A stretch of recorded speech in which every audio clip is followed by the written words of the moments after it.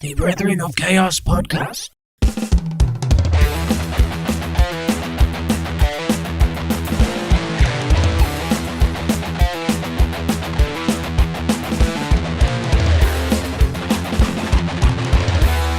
Hello, and welcome back to the Brethren of Chaos podcast. Hello. We're back at regular intervals, 2 in a row, back on the saddle. Consistent. Yeah, and we have got we've got a topic for you, which we should have done last week, but we're going to do this week.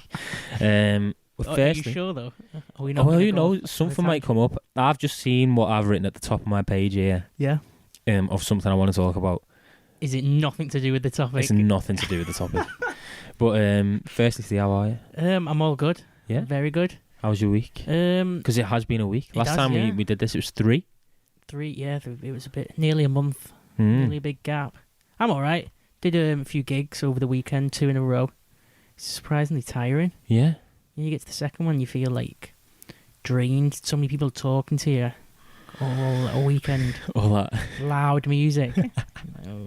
For once in my life, I wanted to just like be on my own. Yeah. So you just had gigs. It's hard because I didn't see you this week. What did I do? I went out for Don Barnett's birthday. Went for steak. Yeah, I heard a few people were going out for that. Went into Liverpool. Did it spiral? Yeah. I got in at 6 o'clock Saturday morning. Steaming. Oh. What about your hangover? I like to hear about your hangovers. Bad. Yeah. Terrible. Not terrible. Not painful. Just like felt bad in myself. In your soul? Yeah. And then psychologically bad. I did though. When we got to, we went to Lark Lane and then I went into town. Yeah. And we went to the casino.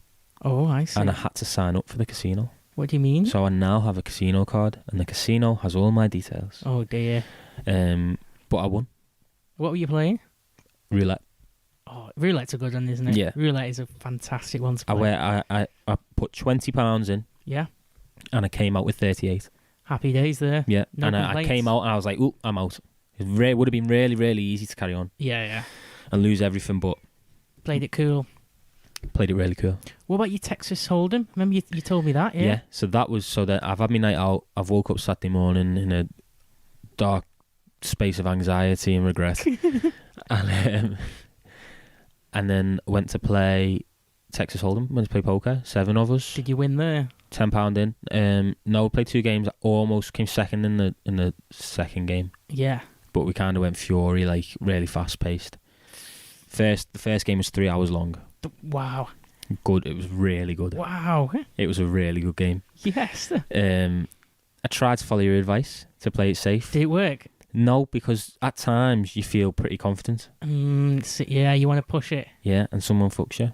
And if you lose a couple in a row, then you feel the pressure to like... Yeah, to try and gain. I need a win really quick, you need to really scrape soon. some back. Yeah, but... it's the long run. Yeah. Gotta play that. Well... It only works if you're playing against people who are novices. Because like people who don't really play Texas Hold'em, you know, like on a beginner's level, will always force. Yeah. They're not as, what's the word, composed. They'll always force. So if you hold out against them over the long run, you're going to do... Well, we were playing with a couple... It was pretty good. It was good. So Don Barnett's dad, Paul... Don was too hungover to come down and play. Actually, spent all day in bed. We'll out him for that. What? So you were all in his house? Yeah. Playing? Well, not all of us. It was me, my upstairs. dad, Joe's dad, yeah, Max, Paul, Dom's dad, and Paul's mate Ray. And Dom. Yeah, and Dom didn't come down to play. Didn't appear. But I was watching. So Joe was like had fucking pennies left. Yeah. And Max had pennies left, and everyone else was doing all right. Ray was doing really well. And he started to get into that point where, you know, when you've got a lot and you can start bullying people by just raising it every time and you're just wiping people out. And Joe Naughty. and David said to Joe, he went, "Don't worry, you could win this hand and be right back in it." And Max was like, "What about me?" Because he was in the same. And then Max won. I think he won 3 or 4 hands in a row. Ooh. And ended up winning the whole game. Fucking and I was watching the cogs go in his head. Of like he's learning, he's picking everything up. See, yeah. Everyone else has been wiped out. Yeah, he won the first game, and then I had a couple of unbelievable hands. Like I was dealt a pair of aces and then dealt a pair of jacks or a pair of queens or something. It's like you're not cheating. A few at your sleeve. Oh, there we go. Won a couple of big pots in the second game, and so I had an early lead, and then people started dropping out and stuff because we were playing quick. Yeah. So we didn't have any fives in there, like in your. Oh, I know what you mean. Yeah. What they called your chips. Yeah. It was just tens and it was big bets, and then I got a bit cocky and lost it all. It's like, you know what it's like when you play tennis? Because professional, if you play tennis, if you let them force a shot, they've got a chance of making a mistake. Whereas if you just sit back and just return the ball every time, it's going to be them who makes the mistake. Let them play it. Let them mess up. But you really trust in your tennis skills there. Yeah, maybe that only works against novices. Yeah. I think with poker, it's I don't know, because I was trying to when we'd finished playing and we were just having a chat. I was trying to work out what the gulf is between a professional poker player who plays for millions, compared to what we were doing then. Is it just like, does one have better luck? Yeah, does one have a 4-leaf clover? First, in the pocket? I didn't realise that they play with like 3 decks of cards. Yeah, mixing it up. Yeah, which I don't. It's just like unbelievable. That is like 158 cards. Something like that, isn't it? Yeah, 156 cards. Yeah. So then, when they get dealt their hands and cards getting turned over, they're working out the chances of them winning and the chances of everyone else winning, and that's how they know. What? Well, that was the gulf. I'm lost there. Yeah, exactly. So that's the level. Did you pick up anybody's ticks and facial? No. What is it? Poker faces? Or I could kind of tell when certain people were bluffing. Someone starts giggling. Yeah. Starts shaking on the chair. But no, I didn't. I couldn't pick it up. No. It was good though. We'd do it again. Paul was saying we'll have to do like a proper one where we'll put £100 in. Real money. Each. Well, we put a tenner in then. Yeah, that's all right. Tenner, isn't it? And win 70 quid. Yeah. But yeah, we were saying put £100 in each. And then the next one after that, what are you putting in? £500? Well, it depends who wins. Because imagine that, you win 700 quid. It's not bad, that, in just a game of poker. Yeah. You'd have to get some practice in, I think, if you're playing like that. Playing for big money. You'd have to start analysing some of the big... You'd have to get dressed up as well. Come with a character. Like Casino Royale? Yeah. Or like that? Who's the villain in that? In Casino Royale. Is it that German guy? Is he Casino... What? Christoph Waltz? No, not him. The other guy. He's not... Or is he Danish or something? Oh yeah, he's Danish. Mads... Is that him, yeah? Yeah, Mads something. Yeah. I'm going to dress up as him. You know who's good at poker? David Mitchell's wife. She's a pro. Yeah. Yeah. She's won millions before. I'll dress up as... I'll turn up as her. Dress up as David. What's it? Victoria Coren Mitchell. It is Victoria Coren Mitchell. Yeah. Yeah. Great knowledge. I only know her she does some really good programmes on BBC, doesn't she? She does that one with the history ones and stuff like that. I've seen that quiz show she does with all the symbols that you have to connect the symbols. I haven't. What? That'll blow your mind. Like hieroglyphs. That'll make you feel stupid. No, it's like you've got to. You need the Rosetta Stone to play. No, they show like 4 pictures of it, could be anything, and you've got to work out what the next thing in the sequence will be. I see. Pretty much. Yeah. It's not always symbols, but it could just be pictures or. It could be anything. And I get. Yeah. Yeah, it's cool. Yeah, so that was Saturday. Yeah. And then I went on a date on Sunday. Oh, there we go. With a female. That's Sunday's a good day for that, isn't it? Yeah, got pretty drunk though. Again? Yeah. 3 days. Yeah. A wild weekend. I did, yeah. Properly on the ale. Green teas on the Monday morning. Well, and then I found out my boss's dad died Monday morning. Oh dear. So he wasn't in. So then I had all his stuff, and I got told to work from home. So I didn't have to try. I was like, so I worked from home yesterday. Worked from home today. Oh, that's not bad. Well, then recover. No, but I just. Oh, are you mourning the death of the Queen as well? Huh? Exactly. That's what we need to talk about today. Do we? Yeah, I mean, I feel like we should mention it. I don't give a shit at all. I'm pretty sure you don't give a shit. No, I'm not that. To be honest, she was quite funny. Have you ever seen like some clips of off camera? You said this before, how she actually did have a sense of humour. I'm not that bothered about her or the monarchy or anything. No. Honestly, people listening, go on YouTube and look at like, I don't know what it'd be called, just like Queen pulling pranks. Yeah, she there's genuine funny clips of her, like weirdly funny.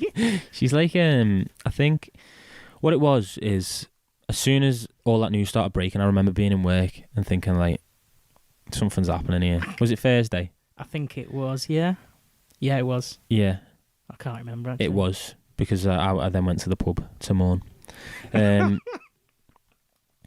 So I was in work and it was all coming out and I was like, she's dead. Like I know Game over. This has never happened before. Yeah, there's plenty of times where the Queen's looked awful or the Queen's gone to hospital or something, and nothing like this was happening. Like people are going like, oh, this BBC presenter's just been turned into his black tie and stuff like that.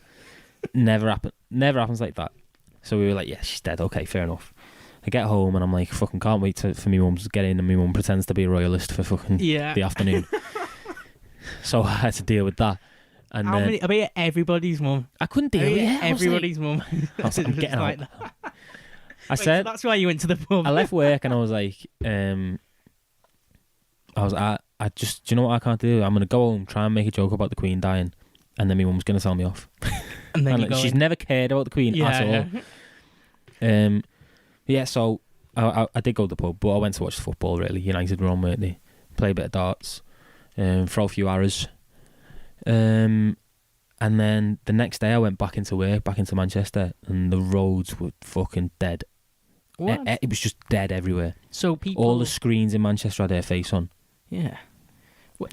And it was, I could feel... Wait, you like implying people were off work? Yeah. Because she was dead? I know, Fridays are quiet anyway. Yeah. And then it was the radio as well. Was dead. No adverts on the radio. I listen to Radio X, the Chris Moyle show, pretty much most mornings, because I do find it quite funny. I think it's a good cheery way to start your day, because they just kind of like, they're just having a laugh. Yeah. And he wasn't, he said, we're not doing the show. He's like, seemed dead somber, like very, we're just going to play some music. And they just played sad songs. They played No Surprises by Radiohead and all like, played loads... Just played the Bends in full by Radiohead. Played loads of Coldplay and stuff, and it was just like, I got out of my car, I was walking into work, and I could just feel the emotion in Manchester. And I was like, I don't know. And then I saw one of the girls we were with, and she was like, you all right? And I was like, does it feel weird today? And she was going, what the fucking hell are you talking about? Shut up, being a weirdo. I was going, I know, I'm not bothered, I don't feel sad, but I can tell, I can tell there's emotion in the air. I can tell everyone's very emotional about it. And that is why you had a wild weekend. Yeah, so that set me off, spiraled then. Oh dear. But yeah, it was mad. Because we were walking over, so we work in Manchester by Trinity Bridge, by the Lowry Hotel. Oh yeah. And Trinity Bridge is one of the bridges over the Irwell, the River Irwell. Mm-hmm. And we were walking over that going to get breakfast or something. And I looking around, and it was like, it's like 28 days later. Yeah. Literally. What is he shouting that? Is he like saying hello or something? Yeah. Dead loud. It's echoing. Oh, it's fucking mental. It was genuinely... That's you on Friday morning. It was mental. So yeah, she's dead. And it's just like... I don't know what to say. We've got King Charles now, who's a bit of a weirdo. I think they're all a bit odd, aren't they? Yeah. Harry's alright. Harry seems like the only one that you could probably sit down and have a laugh with. Yeah. Talk about... I feel like you'd have a laugh with William, but he's a bit more serious because he actually is a future king. Yeah, he has to... He can't be... But I remember him being on the Peter Crouch podcast, and he seemed alright then. He was actually, yeah. Yeah. Forgot about that. So I think he's normal as well. They're like the normal, like a kind of more normal generation, aren't they? That's it, yeah. The older people are just fucking... Like the next... From when Charles died, so how long are we going to give Charles? He can't have been living a healthy life. He probably smokes. Look at him. He's the oldest monarch, so he's, 74 or something like that, I think. I think he's in negative years. Yeah. He's going to last days. He'll last days rather than years. Yeah, I think as soon as he's gone, I think we'll be... I don't know. I mean, I'm not going to start supporting the royals or the monarchy, but... What do you think it's like from people? I didn't mind the Queen. I realised, like, everyone was going, who gives a shit? Oh, I'm not one of those I'm not mourning her. I'm not sad at all. Yeah. But I'm not happy she's dead. Do you know the people who celebrated it? But, like, people say... I don't really care. Stuff. Yeah, that's where I stand. I just don't care. Yeah. I don't care enough to, like... But Chris Moyle said it really well. He said, I understand there's people who don't like the royals and there's people who do really like the royals, but you've got to understand that this woman, for most people alive in this on the planet right now, has been the only constant. That's a fair enough way of putting it. She's yeah? been in everyone's pockets. She's been on the telly at Christmas every year for everyone. You know, I think the life she must have lived. You know, like the people she must have met. Yeah, unbelievable. Isn't she? She was like one of the only. Was it like one of the only monarchs who's got like a mechanical? She's like got some type of. Yeah, she was mad. She was an ambulance like a driver. mechanic or something, can Yeah, you see? she was an ambulance driver in the war and stuff like that. She's fucking mental. But yeah. Do you know what else really? And this is the last thing I will say. I did read Emmanuel Macron, the French Prime Minister. Oh yeah, he's weird, isn't he? He is weird, yeah, and he never ever releases any statements or anything. Does speeches in English, but he did do one, and he released a statement in English that was really quite heartfelt and did make me feel quite emotional about it. Is it just lyrics to a Radiohead song? It was, yeah. Yeah, but no, it's that's all I've got to say regarding the Queen. Anything you want to say, Stain? Regarding, do you know what will be interesting? Seeing those fucking brain dead, couple of brain cells England players trying to sing "God Save the King" in a couple of weeks' time. What, Foden when they're trying to Queen. get Jack Grealish, right? Jack, okay. You know, remember the Queen who used to sing "God Save the Queen"? Well, she died, Jack. So now we have a king. Yeah. So we're not going to sing "God Save the Queen" anymore. We're going to sing "God Save the King." God save the king. Because we have a king, Jack. I imagine Kane saying that to in the changing room beforehand. Yeah, it will. They'll have to keep Jack. Remember, we're doing the king. Okay, don't embarrass us all. I don't think Gareth Southgate will pick him just for that reason. It's too risky. Yeah. He needs more time to learn the lyrics. You're staying on the bench. Yeah. You can't, Jack. You can't start. You stay in the tunnel while we're all singing it, and then you come out and sit on the bench. Yeah. You can have a go next match. Yeah. You need a couple of months to rehearse it. And we have all got a day off on Monday, which will be nice. I thought it was this Monday. No. Yeah, this Monday coming up. Oh yeah. Sorry, I thought So the funeral's Sunday. Sunday. I'm not gonna watch it. My mum said she's gonna watch it, which I was like. She said, "You know what?" I'm like, she went, "You know, I like funerals." That's what my mum said. Wait, what? In what way does that make sense? Yeah, I went, "Are you going to watch the funeral?" No, I said, "I bet you're going to watch the funeral, aren't you?" So we're going on. She's saying, she's not really that bothered anymore. Yeah. And I said, "You're going to watch the funeral, though, aren't you?" And she said, "You know, I like funerals." It's my thing. Yeah. She said, she was telling me when she'd get like a mates to mind me and my sister when we were in school and stuff. Because she seemed to always be going to funerals. She said, like, funerals would drive past and they go, "Gail, you're not going to that one then, no." It's like, wedding crashes. Yeah. Funeral crashing. Yeah, literally. I suppose you get to meet a lot of people there, don't you, and stuff like that. At a funeral? You get to, you can... At that funeral? I wonder who... the Queen's funeral? I wonder who the most random person at the funeral... Do you know, like, obviously there's going to be loads of fucking strangers just stood outside, crying their eyes out. There's going to be loads of, like, celebrities who are trying to, like, don't have, what's that thing? A knighthood. Yeah. I bet there's going to be loads. You know, who try... Has Beckham got one? I think he has, yeah. Has he? Because he'll go. He'll be there. Yeah, who's going to be random there? Jack Black. Jamie Oliver. Jamie Oliver. Jamie Oliver's there. Wonder who else is... Because that's so funny, isn't it? Because... Jamie Oliver, what is that? That's not even funny. It's random. He's literally... Jamie Oliver. Who's going to... Because I might watch it just to see who's there. Yeah. Because I can't imagine who gets the invite. Well, Do they keep it just family? Yeah. Was it a lucky dip? Because it's a giant... Where's she get dead? Where does she get dead? Where's she get... Buried. I know she gets... Where does she get buried? Well, apparently... Philip's still on a ship.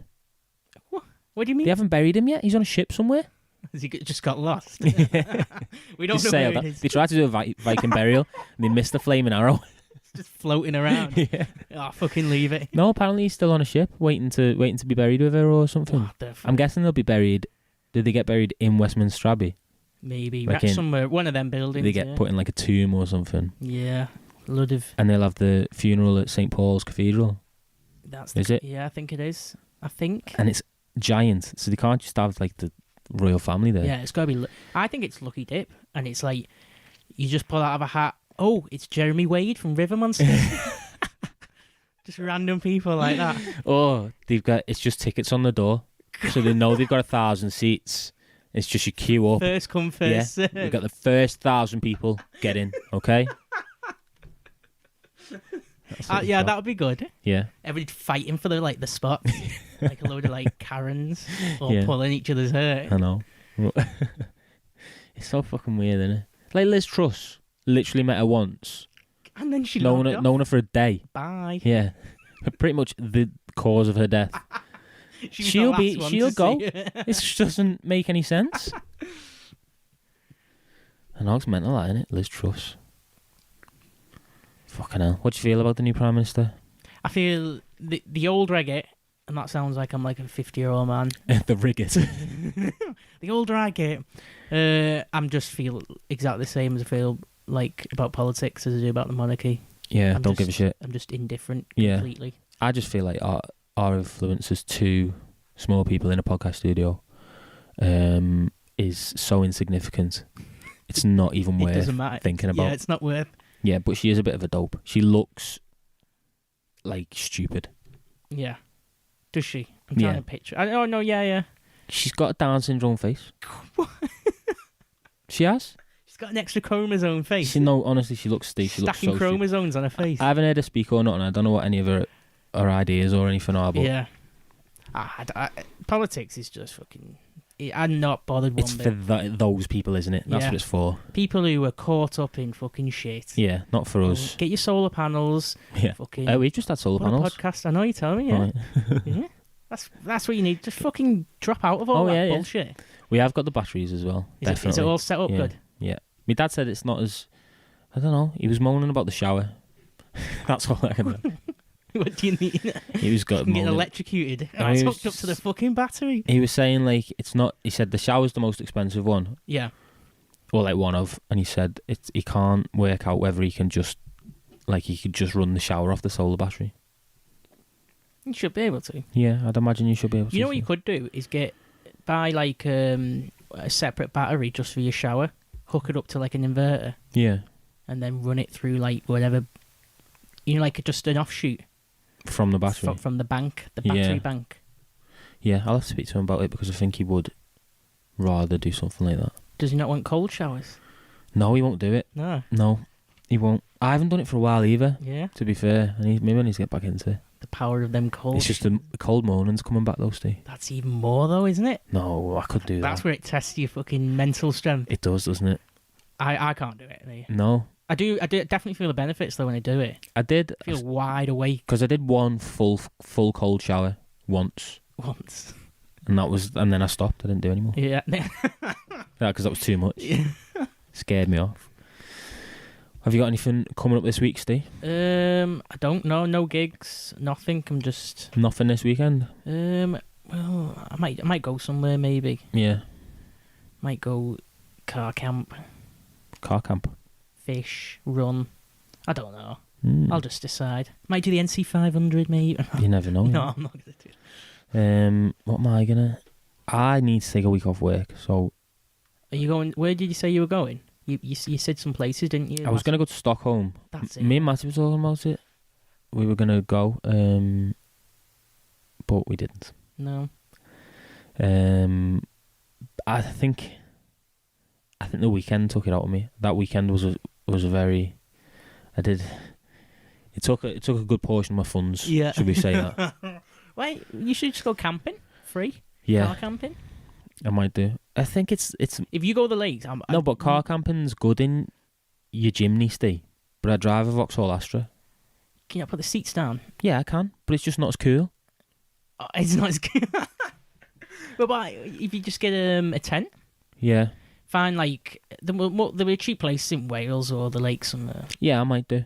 A few nights just on your own. Yeah. I'll do something. Or maybe I'll wait until I get paid and I'll go somewhere mad. Take a week off and go Dubai. Hopping around. Max was telling me about a couple of places he's going. He's well travelled, Max. We need to get Max on. I know. He's going to talk about his trips alone. He's going to Stockholm, I think, in a couple of weeks, and then he's going to Riga in Latvia. Riga? He always wants to go to Riga in Latvia. He just goes, doesn't he? I think he's going with Grace. Greece? Grace. Oh, Grace. Yeah. He's gone to Greece. Went to Greece. Gone to Greece for Grace. I'm trying to think of it. Yeah, I've not got anything planned this week. That's a good sign, isn't it? I'm trying to squeeze in when I can go to the Rocket and play some darts. Throw some spears. Matty wanted to play, but I can't deal with him. He goes, "Do you want to come to the Rocket and play darts?" And I go, "Yes." And he says, "I do want to let you know though, I will be there late." And it's like he turns up like 9:15. Turns up when it's closing. Yeah, literally turns up for the last pint. So I would like to go and play darts. I've got some new shafts for my darts as well because I did break one.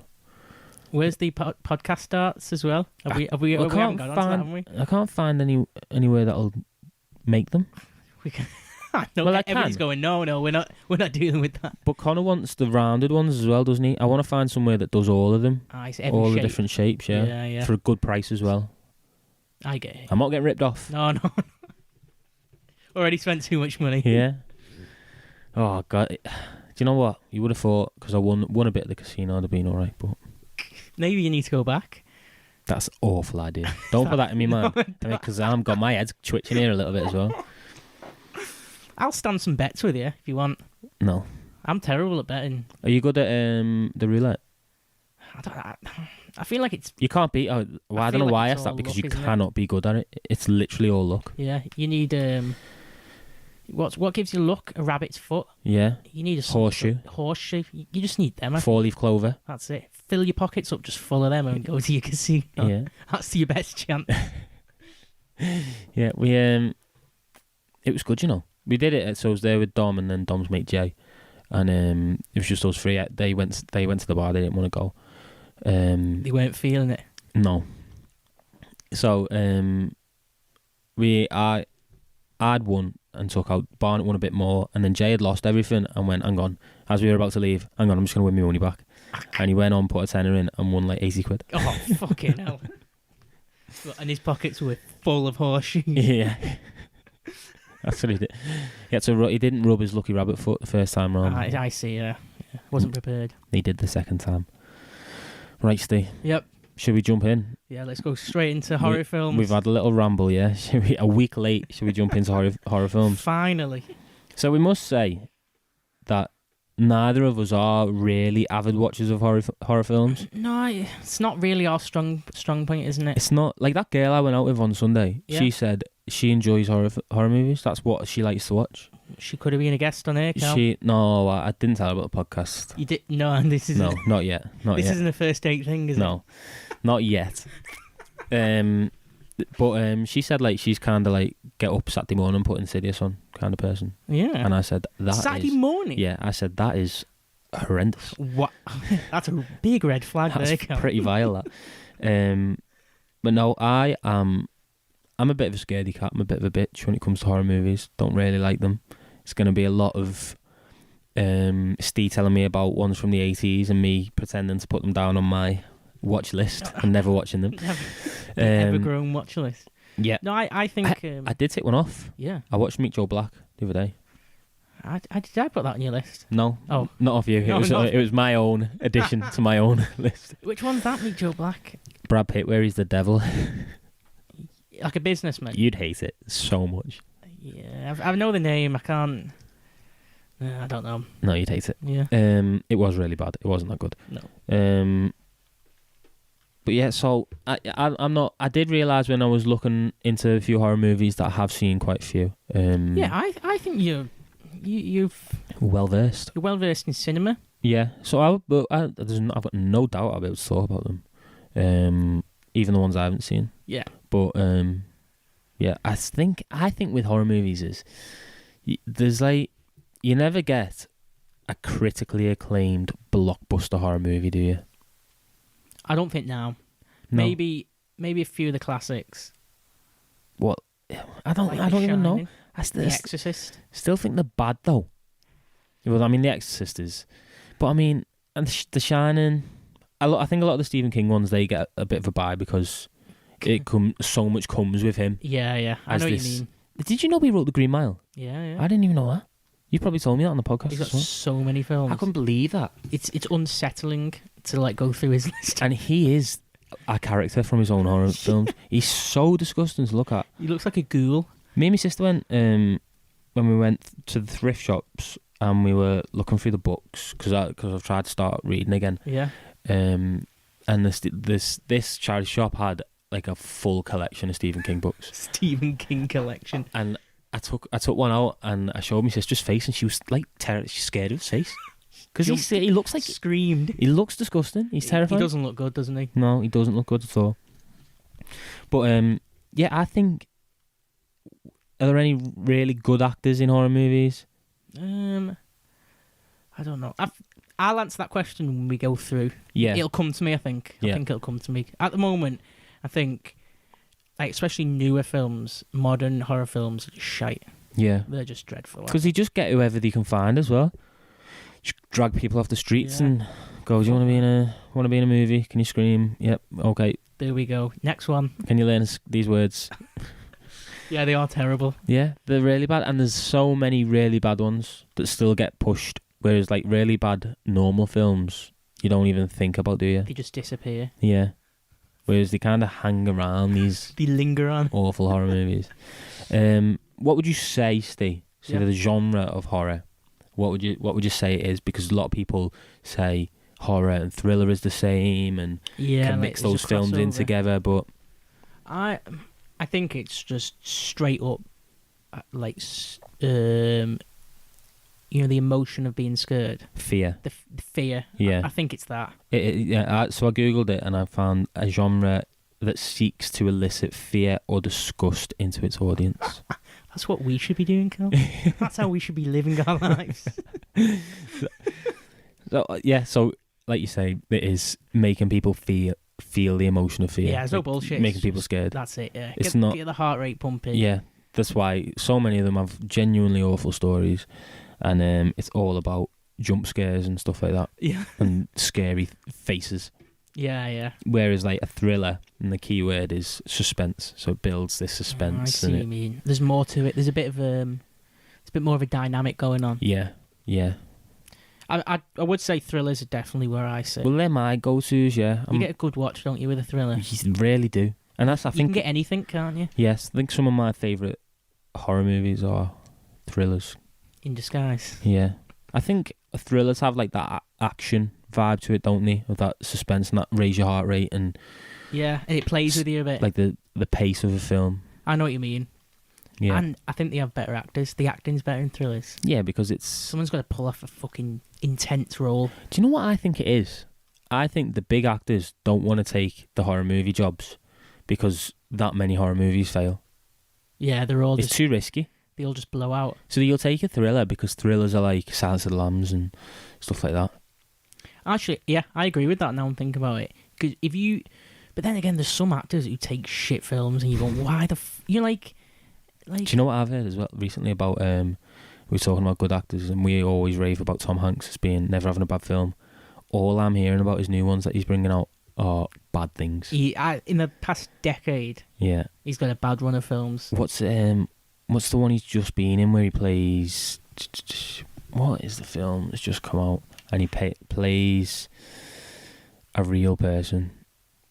Oh my... what does that mean, God?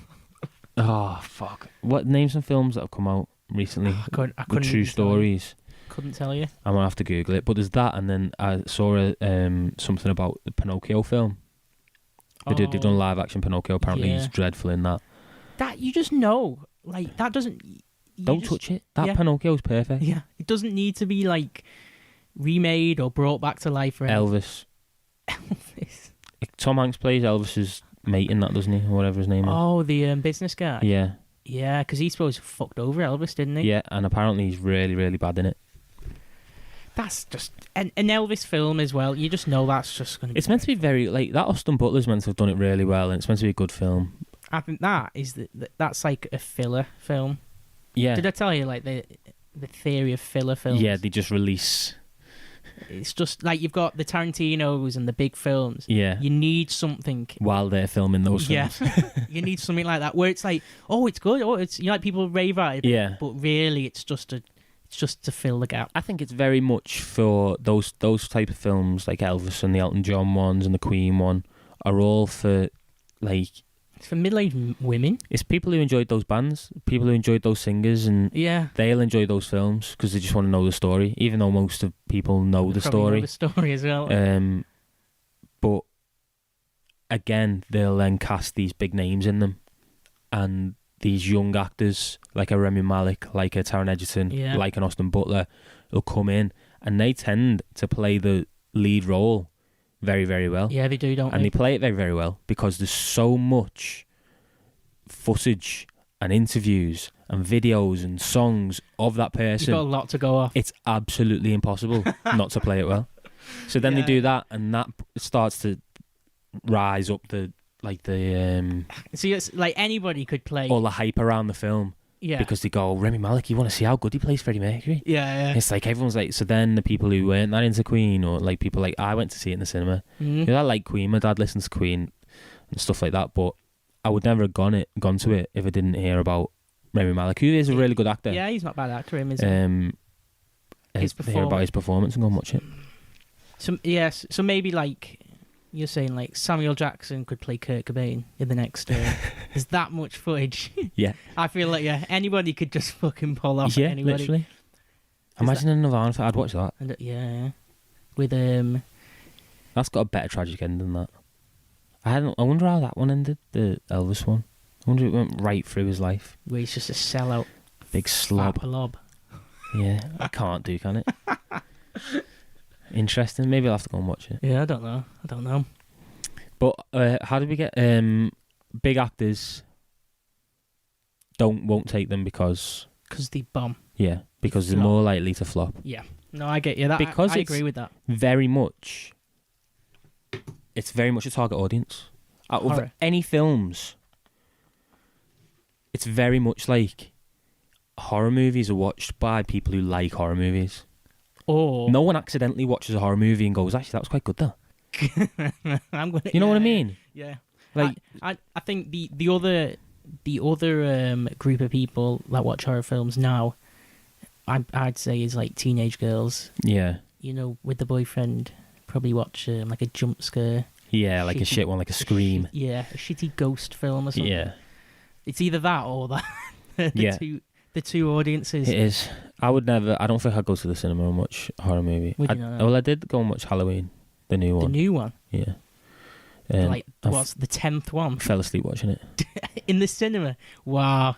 Good that. You know, I feel that's a good title to have that. Fall asleep watching the film. in the Yeah, cinema. I know. What a great review. Yeah.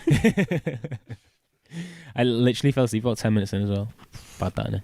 But no, I think I think horror movies do tend to flop a lot more because I think it is the people who it's released for is a smaller amount of people than an action movie or a romantic film. Your girlfriend's more likely to drag you in to watch a romantic film than you are to drag her in to watch a horror movie. Yeah, you're not dragging your girlfriend in to watch The Shining. No, because she's not going to go. She's not tuning in to No. watch The Wicker Man. The Wicker Man. Is that fucking Nick Cage, that? The Wicker Man? Yeah. You want now? That's the perfect example of the original compared to the remake. Yeah. Like the distance. The original with Christopher Reeve is unbelievably good. Like, it's unnerving to watch. You feel sick watching it. And then you got the Nicolas Cage one. Oh, God. I see, I don't know anything about them, but I went on the Wicker Man ride at Alton Towers, and then I wanted to know why they built the ride, basically. Why were they building that? So they obviously built it after the... really Nicolas good ride, Cage. yeah. Yeah, it's a new one, yeah. It's really good. Nicolas Cage films. Let's see which ones he's done. Let's build a ride off that. No, I'm telling you, it's good. I don't know what the film's like, but isn't it Cage? Have you seen both? Are they on an island? Yeah, it's set like a detective goes to an island in Scotland. Yeah. Oh no, the Nicolas Cage one's in America though. But he goes to an island. I remember it being Scotland, so I must have read about the Christopher Reeve one, yeah. Is it? No, it's Christopher Lee, isn't it? What, Count Dooku? Yeah, Christopher Lee. It's Christopher Reeve, Superman. Yeah, that's it. Well, anyway, they got See how my mind works there when it comes to Count Dooku or Superman. Yeah, was it Count Dooku or Superman? Yeah, it was because I read that one. Yeah, it's good. The Count Dooku one, Christopher Lee one, the Willy Wonka's dad one. Yeah, that one. So, well, speaking of Christopher Lee, we could start off with the Hammer House of Horrors. Yeah, right at the beginning. I feel that's where horror films started, really. Yeah, you got the original, like the Nosferatu and all that shit in black and white, but but they're not. I'd feel. Have you watched any of them? I feel like I've watched that Nosferatu. It's no. There's no sound to it, isn't there? Yeah. I feel like I have, but I can't remember. Because that's like a terrifying face, isn't it? Yeah, an iconic face to that. Yeah, like that is terrifying. Nice vampire face. Yeah, but I don't think I could watch that seriously. No. But Yeah, those, so I've not watched any. These are like, so what are they called? The Hammer House Productions. Hammer House Productions. So it was like a production group, and they just polished off in the late 50s, early 60s. Christopher Lee and Peter Cushing, who's Peter Cushing. He's another Star Wars guy. He's in the Imperial, one of the old dudes. Oh, his face is built for horror films. Oh, I can't remember his name in it. Come on, I know who it is. Peter Cushing. He's the guy who they remade his face, didn't he? Yes, him. Well, them two were in. I think they were in like nearly every one of the Hammer House production films together. Oh shit, yeah. But do you know what? They're really good films as well. For like Tarkin. That's who plays in Star Wars. Tarkin. Yeah. Well, both of them fucking perfect for horror films. They are, yeah. Horrible, like sharp faces. That's it. Sharp face, crimson faces. But yeah, the Hammer House, like, they did The Curse of Frankenstein, 1957. Yeah. Dracula, 1958. The Hound of the Baskervilles, 1959. The Brides of Dracula, 1960. Like, they just polished off one after another. Did they write these things? Because so we spoke before, last week, and it was have a look at the Hammer House of Films. Hammer House of Horror. Yeah. And I was like, yeah, I'll have a look. And I was looking through, and it's all like, for the kids listening, it's like Scooby-Doo villains, like Swamp Monster and that. That's kind of vibe I get from looking at even like the pictures and everything. Yeah, I know what you mean. I get Scooby-Doo villain kind of vibe. Well, Scooby-Doo was like the 60s, wasn't it? Yeah. A similar era of horror. Yeah, so it would be those kind of like Swamp Thing and stuff. Yeah. Well, Christopher Lee played them all as well. He played the monster in Frankenstein. He played Dracula. Yeah. What else? Are they actually scary? They're not scary, but I think that there's something about it. It's almost like a sketch show. It's gothic. Yeah. The harness the element of the gothic perfect. Yeah. It's not like scary because it's like 50s, late 50s, early 60s. But it could have been scary back then. Yeah. I think if you watch it on your own, probably in the dark, and proper zone in, you'll probably not get scared, but I think they just harness. Feel something. Yeah, they have the element of the gothic atmosphere nailed down. Yeah. But I think they were the start of when like the horror films were like, here we go, getting popular. Now we're getting. And then like the Blob comes out and stuff like that. Well, the next one, the biggest horror film, Psycho. Yeah. That's the one, isn't it? 1960. Fuck. That's traumatic, that as well. Yeah. You know, I was watching clips of that. Wait, again. Psycho. Wait, it remind me. The Alfred Hitchcock one. Yeah. Where is it Norman Bates? Yeah, it's Norman Bates. It starts off with a woman stopping at this motel. Is that the shower? Yeah. And he's got the knife, and he's like killed his mum. Yeah. And he's playing his mum. That is I was watching clips of that the other day, and it's quite weird. Well, that's for almost in 1960. like unsettling. Yeah. Yeah. It's not a nice watch. And have you watched that whole? I've watched it ages ago, but I watched clips and it refreshed me of like, wow, I'm going to watch that again. Yeah. It is quite well done. Yeah. I think it's psychological as well. There is a psychological element to it. Like his character, and like he's playing the mum, and like you don't really know what's happening and stuff like that. And the detective turns up and he's like trying to get to the bottom of it all. That's a top film, that. That's what you want, that, isn't it? That's. So what year is that, Psycho? Psycho is 1960. 60. Oh, think of that. That is so long ago. Literally. That's at the start of the 60s. You haven't even, the whole of the 60s decade hasn't even happened yet. Yeah. And they drop it. Hitchcock's dropping that. Alfred Hitchcock. Did he do Birds as well? Yeah. Yeah. All the birds I go remember watching crazy. that when I was a kid. That, you know, Did that Birds. terrify you?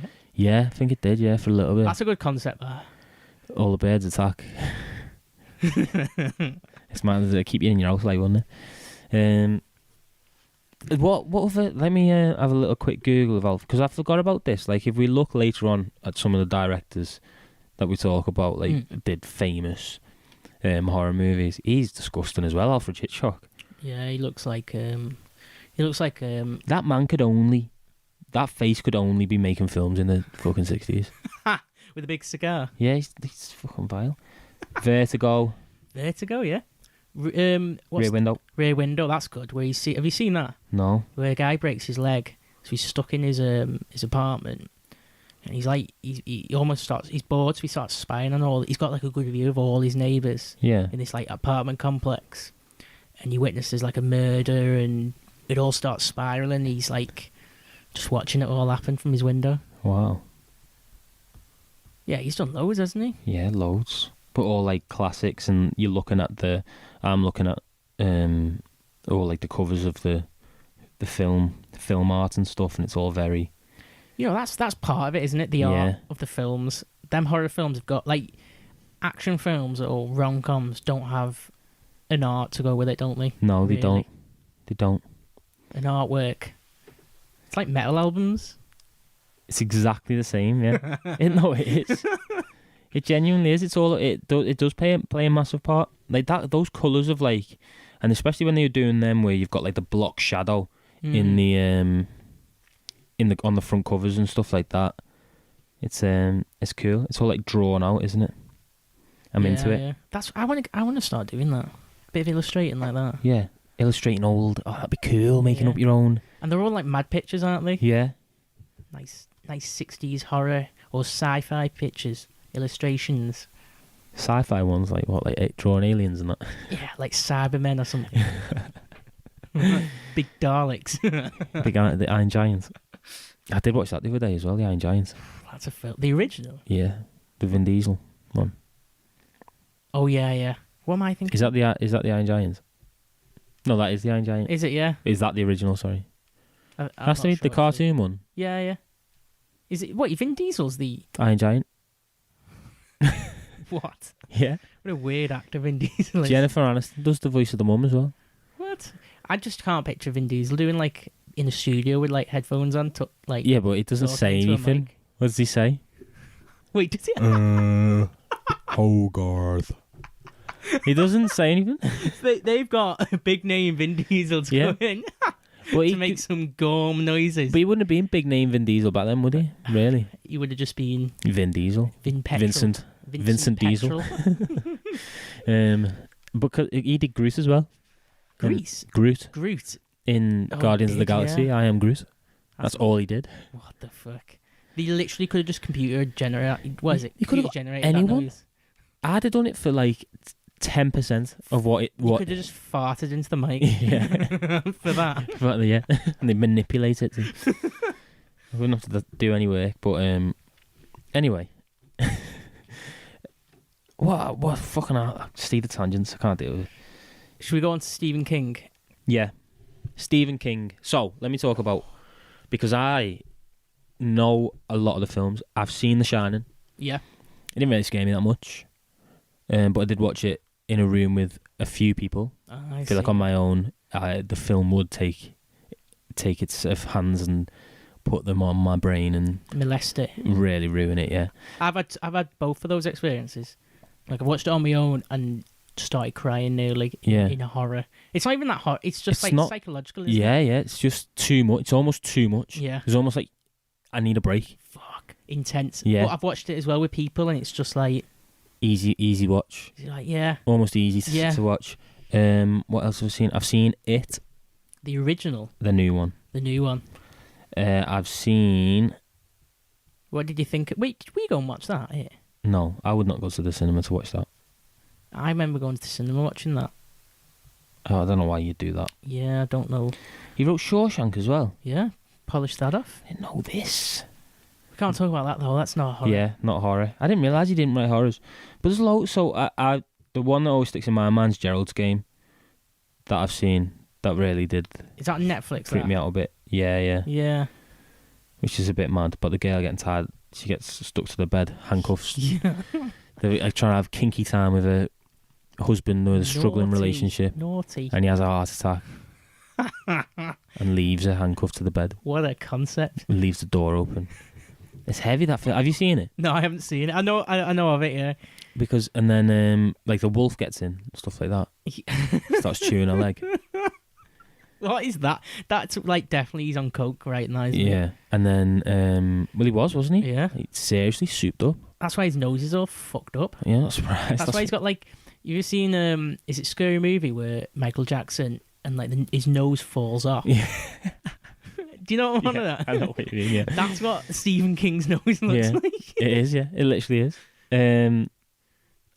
And then what else happens in that Gerald's Game? And there's the Moonlight Man, who's this murderer who's going around breaking into people's houses and stuff. Is it all But in it's the head? all fake. But then it turns out he's real He's real, yeah. at the end, yeah. It's a mind. They're all And mind. she did see him, but it fucks me up that bit where he's there, and she has to break her own fucking hand to get out of the handcuffs and finally get away. Does she? Is that how she gets away? Yeah, Oh, I might watch that. it's good. It is. Gerald's Game. Right, we go to Stephen King. You've got Pet Sematary, I watched that not long ago. That's great. That which you like. very 80s. Like, Did they do a new one as well? I think they did remake it. Yeah. I haven't watched. I don't think I've watched any remakes of it. No, because this is all like late 70s into the 80s and to the 90s. He was just writing books for Just fucking constant over 20 years. in his back. It was all in his back garden, wasn't it? Yeah. In his shed, his cocaine shed. Fucking unbelievable, isn't it? I wonder who his drug dealer was. Yeah. Dropping off big fucking queues every 2 days. How's the book going, Stephen? Yeah. Go on. I'll let you take this, Steve, because Stephen King. I could talk about Gerald's Game for a little bit longer, but Go on. you no, know. talk. No, I couldn't really. I was just taking a mic about how it fucking freaked me out, but you'll have seen like What Carrie and Carrie, yeah. what's the car one? Christine. Yeah. Carrie's good. Carrie's. Yeah. I didn't know Carrie was an 18. I always Was it, thought yeah? it was like a kids horror. But it's not. But it's really gory. Have you Yeah. seen it? No, I There's haven't. a lot of blood in it. I remember seeing like a lot because they remade that as well. Did they? Yeah. Yeah, I remember watching the trailer for I that. bet you every one of these films is, apart from The Shining. Which, I mean, no, well, the Ewan McGregor one. Wait, that's one of the books, though, isn't it? I know, but it's the same like thing, innit? Yeah, it's like I know what you mean. A sequel. What's it called? That is it? Is that one of the books? Doctor Sleep or something. Oh, it is. Yeah, Doctor Sleep. I think it is one of the books. Ah. From his So he's just used the series. same. But it's the same people. It's like a sequel, isn't it? Yeah, it is. Pet Semetary's good though. What's that about, Pet Sematary? So it's like a family moved to a house, and the dad of this family finds out from the neighbour that there's a cemetery in the back that's built on like native Indian whatever burial ground, and there's a rumour, like a legend, if you bury something in there, it'll come back to life. Yeah. But it's not like who you. It'll go wrong. So the neighbour's telling him, and he says like, "Don't do it." Yeah. Because you'll. And the cat dies, so he buries, and he doesn't want the daughter finding out, so he buries the cat, and it comes back. Yeah. But it turns out it's like a zombie cat. Yeah. But I can't ruin it actually. No, go. I I don't want to ruin it actually. do you know what? Yeah, because I feel like I want to see it. As Someone dies, and he brings back. and they come back as a zombie. It goes, and it's all spirals. Yeah. Ah. It's a good fit. It's poor, like the acting and stuff, but the story itself is great. Yeah. It keeps it good. When did they start doing the films? So I think that was like late 80s. because if he wrote Or 90s. He wrote Pet Sematary in 1983. I can see it here. Yeah. I think that's like 89, on the cusp of the 90s maybe. Yeah. So around that. What about Children of the Corn? That's one of my favourites, Stephen King. Children of the Corn. Have you heard of that? No. Oh, that's a good concept. Is that like one like a field, like out in the American wilderness in the fields kind of thing? Yeah, like that. What happened? Like the long grass. Midwest. What's that long grass one?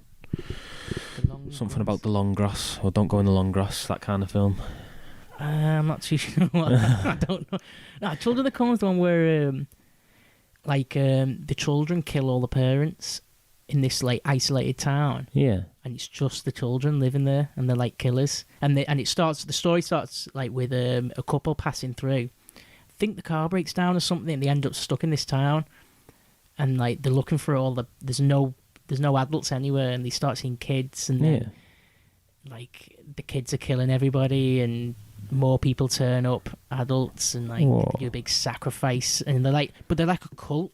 They're not just like kids, like like Lord of the Flies, just flying around. They're like a weird. They're not. So they're not. They don't think like kids. No, they're like a weird cult. They're doing like sacrifices to like fucking the devil and shit like that. Whoa. But it's really eerie the way it's filmed. You know, like one of them like Midwest towns where it's just in the middle of nowhere. Yeah, Children of the Corn. Well, when did he? I don't understand. I think this is an early one. I think it might be 70s. That Children of the Corn. How did he have all the time? How did he have all the? Well, he didn't sleep probably, didn't he? Yeah, just writing constant. There we go. In the Tall Grass. I knew it was a Stephen King one. In the Tall Grass. In the Tall Grass. So it's where. Go on. What's that? There's this abusive boyfriend, and he's beating his girlfriend, and she tries to run away with her brother, and eventually, like, I think the car breaks down or something, so they run into the grass. Yeah. And they go missing. Oh no! I'll tell you what happens. There's a little. Parents have lost a little boy in the grass, and so they run in to help them find him. But what happens is that in the grass, like you age differently. So like they find them, but fuck! I feel like I know what you're on about. Older, actually, yeah. And they're getting older and stuff. And then the boyfriend runs in as well, and yeah. What is that? And that's a film. Yeah. Where have I heard about? I've heard of something similar to that. It's coming back to me. That Stephen King. Book, and then the film was from 2012. 2012. Yeah. Bloody hell, he's just fucking dropping loads, isn't They he? did it again in 2019 as well. What? 2 remakes in the same decade? Oh, he wrote it with his son, Joe Hill, in 2012. So that's all right, a recent one. Yeah. And then the film was released in 2019. In the Tall Grass. Yeah, I knew another Stephen King film. Told you. What other ones have you got? Misery. Have you seen that? No, I haven't. That's a really good one. There's so many. The Tommy Knockers. I'm gonna read out some of these and you tell me if you know them. The Strand. I don't know that. No. Oh, there's Misery. So what's Misery? Where he's like a book writer. He has a car crash. He's an author, a book writer. He's an author, a book writer. He's a wordsmith. And he has a car crash, and this woman saves him from a car crash. He's got a broken leg and stuff, and puts him in one of her rooms in a bed to like heal up and stuff. And it turns out she's like a psycho fucking stalker fan, and chains him up, and he can't leave, and he's stuck in this like room. And she's just like fucking crazy. Oh, what the fuck? And he's got a broken leg, so he can't escape properly. I feel like someone's told me about that before. It's psychological, real psychological. Yeah. That.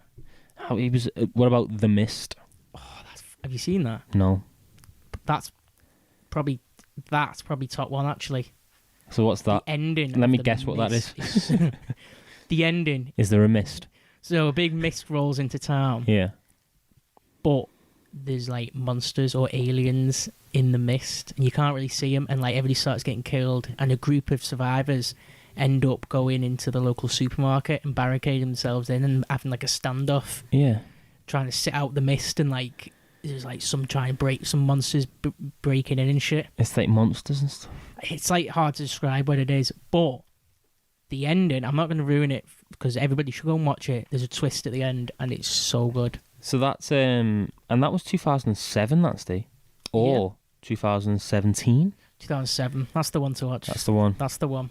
I will write. Fantastic. Put ending next to the film. As Cal's writing that down in his notes. Yeah. This is it. They'll make the list. I don't mind watching the Stephen King ones because they are more psychological. I just don't. Yeah, they are. I can't deal with like the really scatty ones. Yeah. Cujo. Yeah, with the dog. Yeah. Goes crazy. In the, have you know? Have you literally sat and made it? Oh, I know. There's one that you'll definitely know. But go on, Cujo. I think it's like the dog is like got rabies. It looks like a dog on them. And they're trapped in the car. The mum and the son, I think. I'm trying to remember it. And the dog's going crazy. And that he drags that out for a whole book. Yeah. I think it's like it's terrorizing the town as well. Yeah. But the main characters is like this mum and son who get trapped in the car and shit like that. Have you ever read a book? A Stephen King book? Sorry, have you ever read a book? No. I think we've spoken about this before in when we've spoken about horror movies, but I just can't imagine getting the same feeling. Well, you know who has read, and he's read quite a few of them, and he won't admit it. Yeah. Simon. Has he? Yeah. He's read about 5 Stephen King books.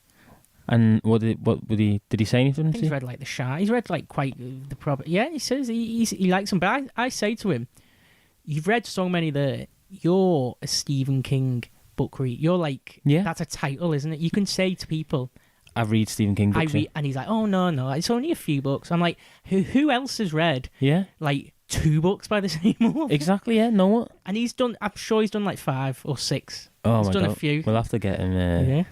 We'll have to get him to tell us. But what you say, you can't imagine them being the same as the film. No, I can't imagine getting the same feeling watching Cujo as reading it. I think they're more psychological in the books. When you're going through, well, I finished reading this book the other day. I fucking can't remember, but I can't remember what it was. But I finished it the other day, and it genuinely, I felt really emotional over it. Yeah, after finishing it. Yeah, after finishing the book. Maybe it's because it was just like because I just got back into reading. It was like a triumph. Finished my first one for a long time. Yeah. No, I get what you mean there. But no, that I can't imagine. I should have bought one when I was in that charity shop.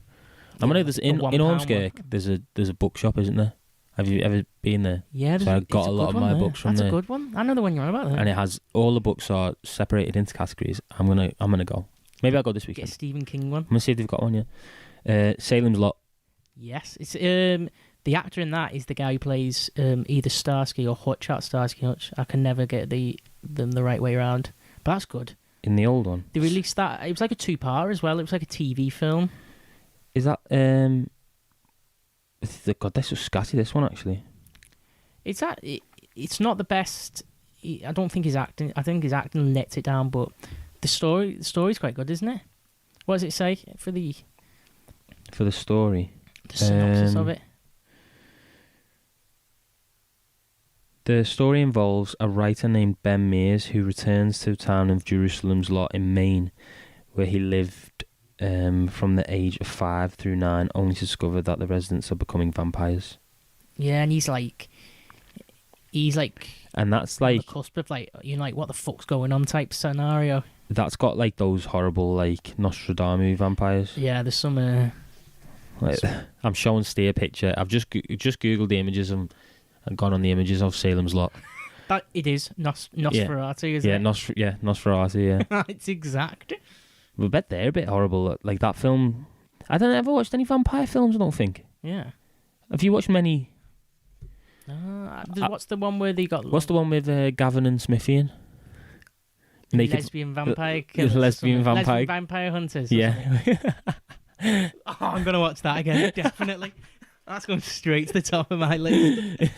That's class. That where they're just like they're in like right down south, aren't they? Yeah. And it's like a rainy night, and they pull up in like some town or some village, and like they pull up at like the church. Yeah.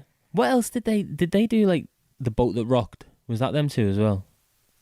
No, or is that someone else? That's someone else. I don't think they've done much else. No, just lesbian vampire killers. I think so, yeah. What a film to have. I feel like I've watched that, and I've obviously watched What's From Dusk Till Dawn. Oh, that's probably my favourite one, actually. Yeah. That's fucking class. I know it's cheesy, but it's meant to be. It owns the cheesiness. Yeah. What about the one with the long hair? Brad Pitt and Tom Cruise. Oh, shit. They got like dead long hair.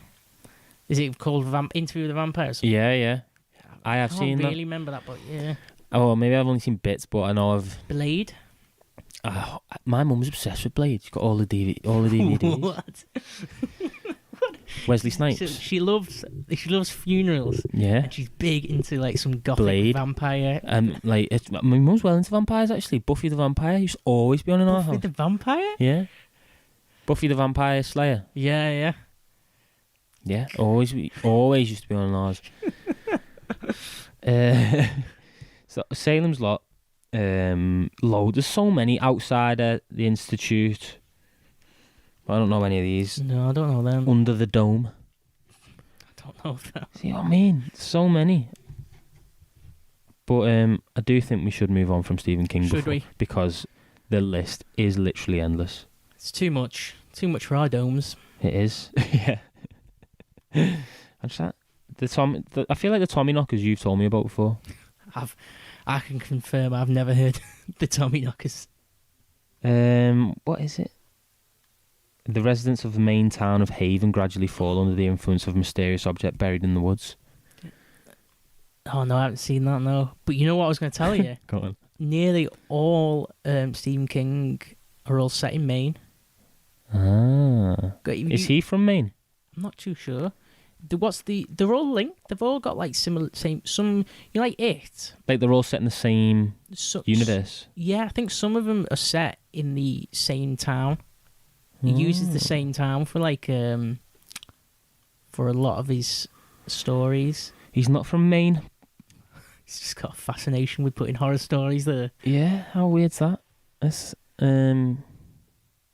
why does Stephen King always write about Maine? Stephen King and Maine are regularly associated because the state is often the setting of the horror writer's literary works, with haunted roads like Route 2A in Whittlepitlock and the Swan Island Cemetery along the Kennebec River in Richmond. The state has a plethora of scary locations and eerie tales.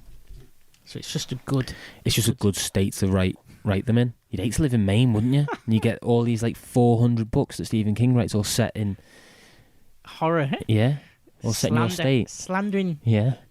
Right. So Stephen King. Yeah.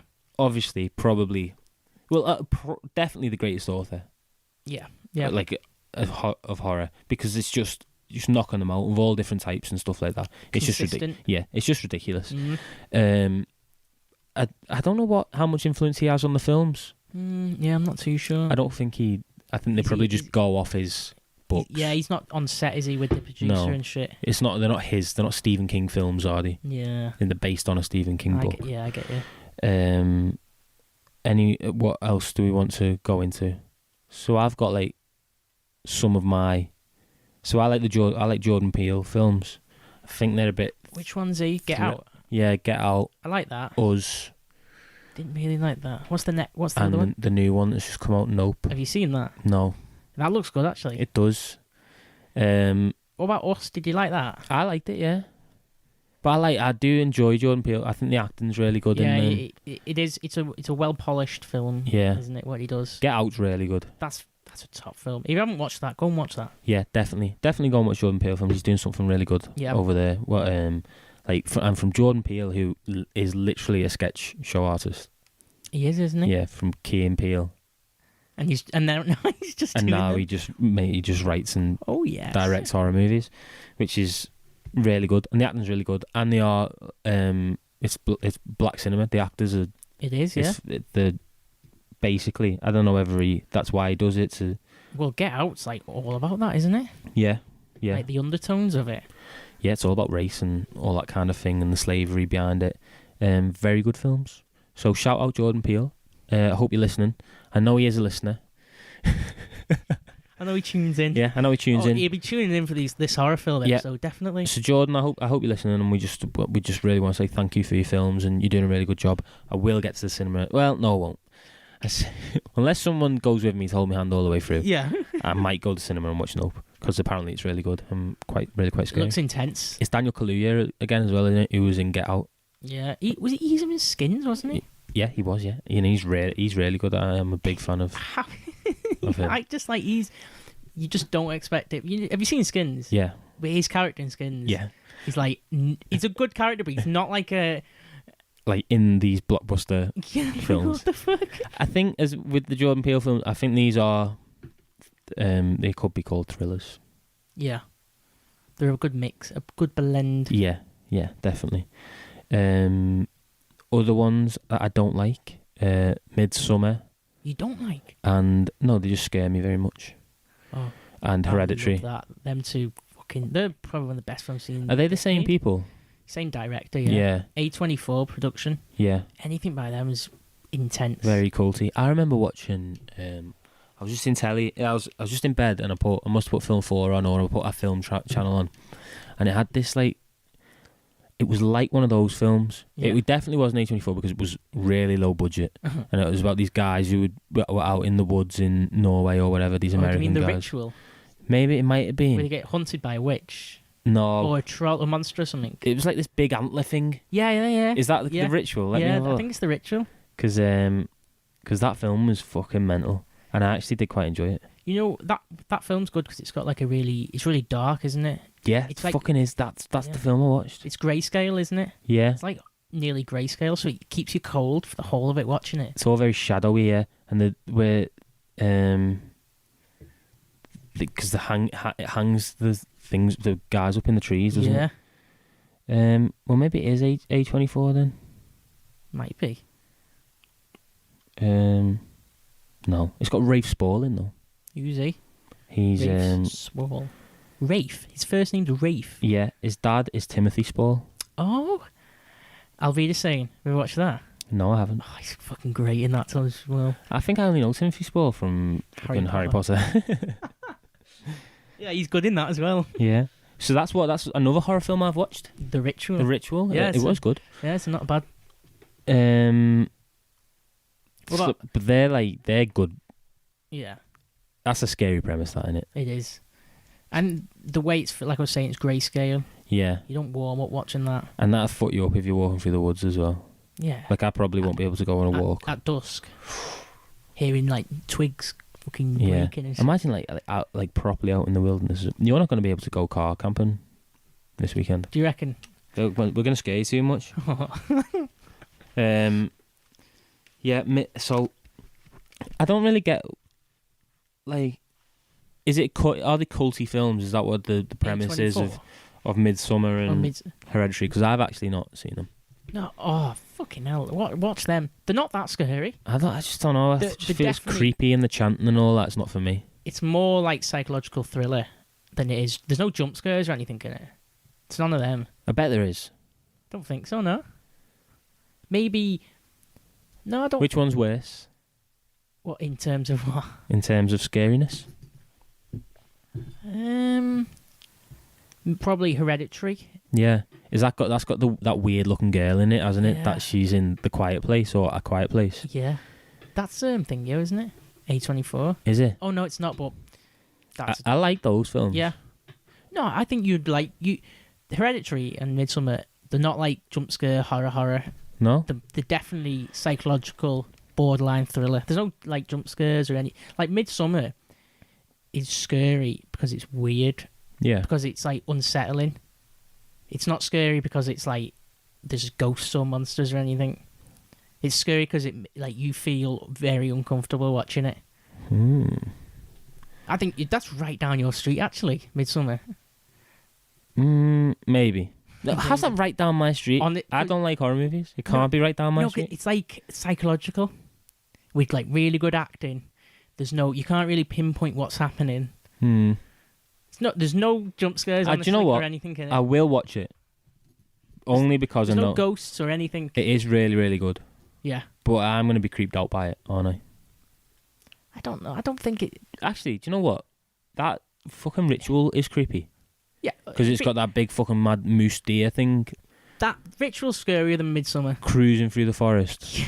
But, okay, maybe. Yeah. Hereditary would be scary, I think. You'd find... But Midsummer, I think you... Because Hereditary is scary. Because I remember the trailer for Hereditary being really scary. Yeah, I think there's like... There's not ghosts, but there is like an element of like ghosty, like apparitions and shit. Which could scare somebody if they're watching it in the dark. Okay, but Midsummer, I would be able to appreciate the film. Definitely. Okay. Psychological. So those kind of films. So this is all like my kind of era, and we know this in the podcast. I do have a more modern... A modern taste. Modern taste, yeah. But actually, I don't, because I do prefer... Oh my God, see, you're going to hate me for this as well, by the way.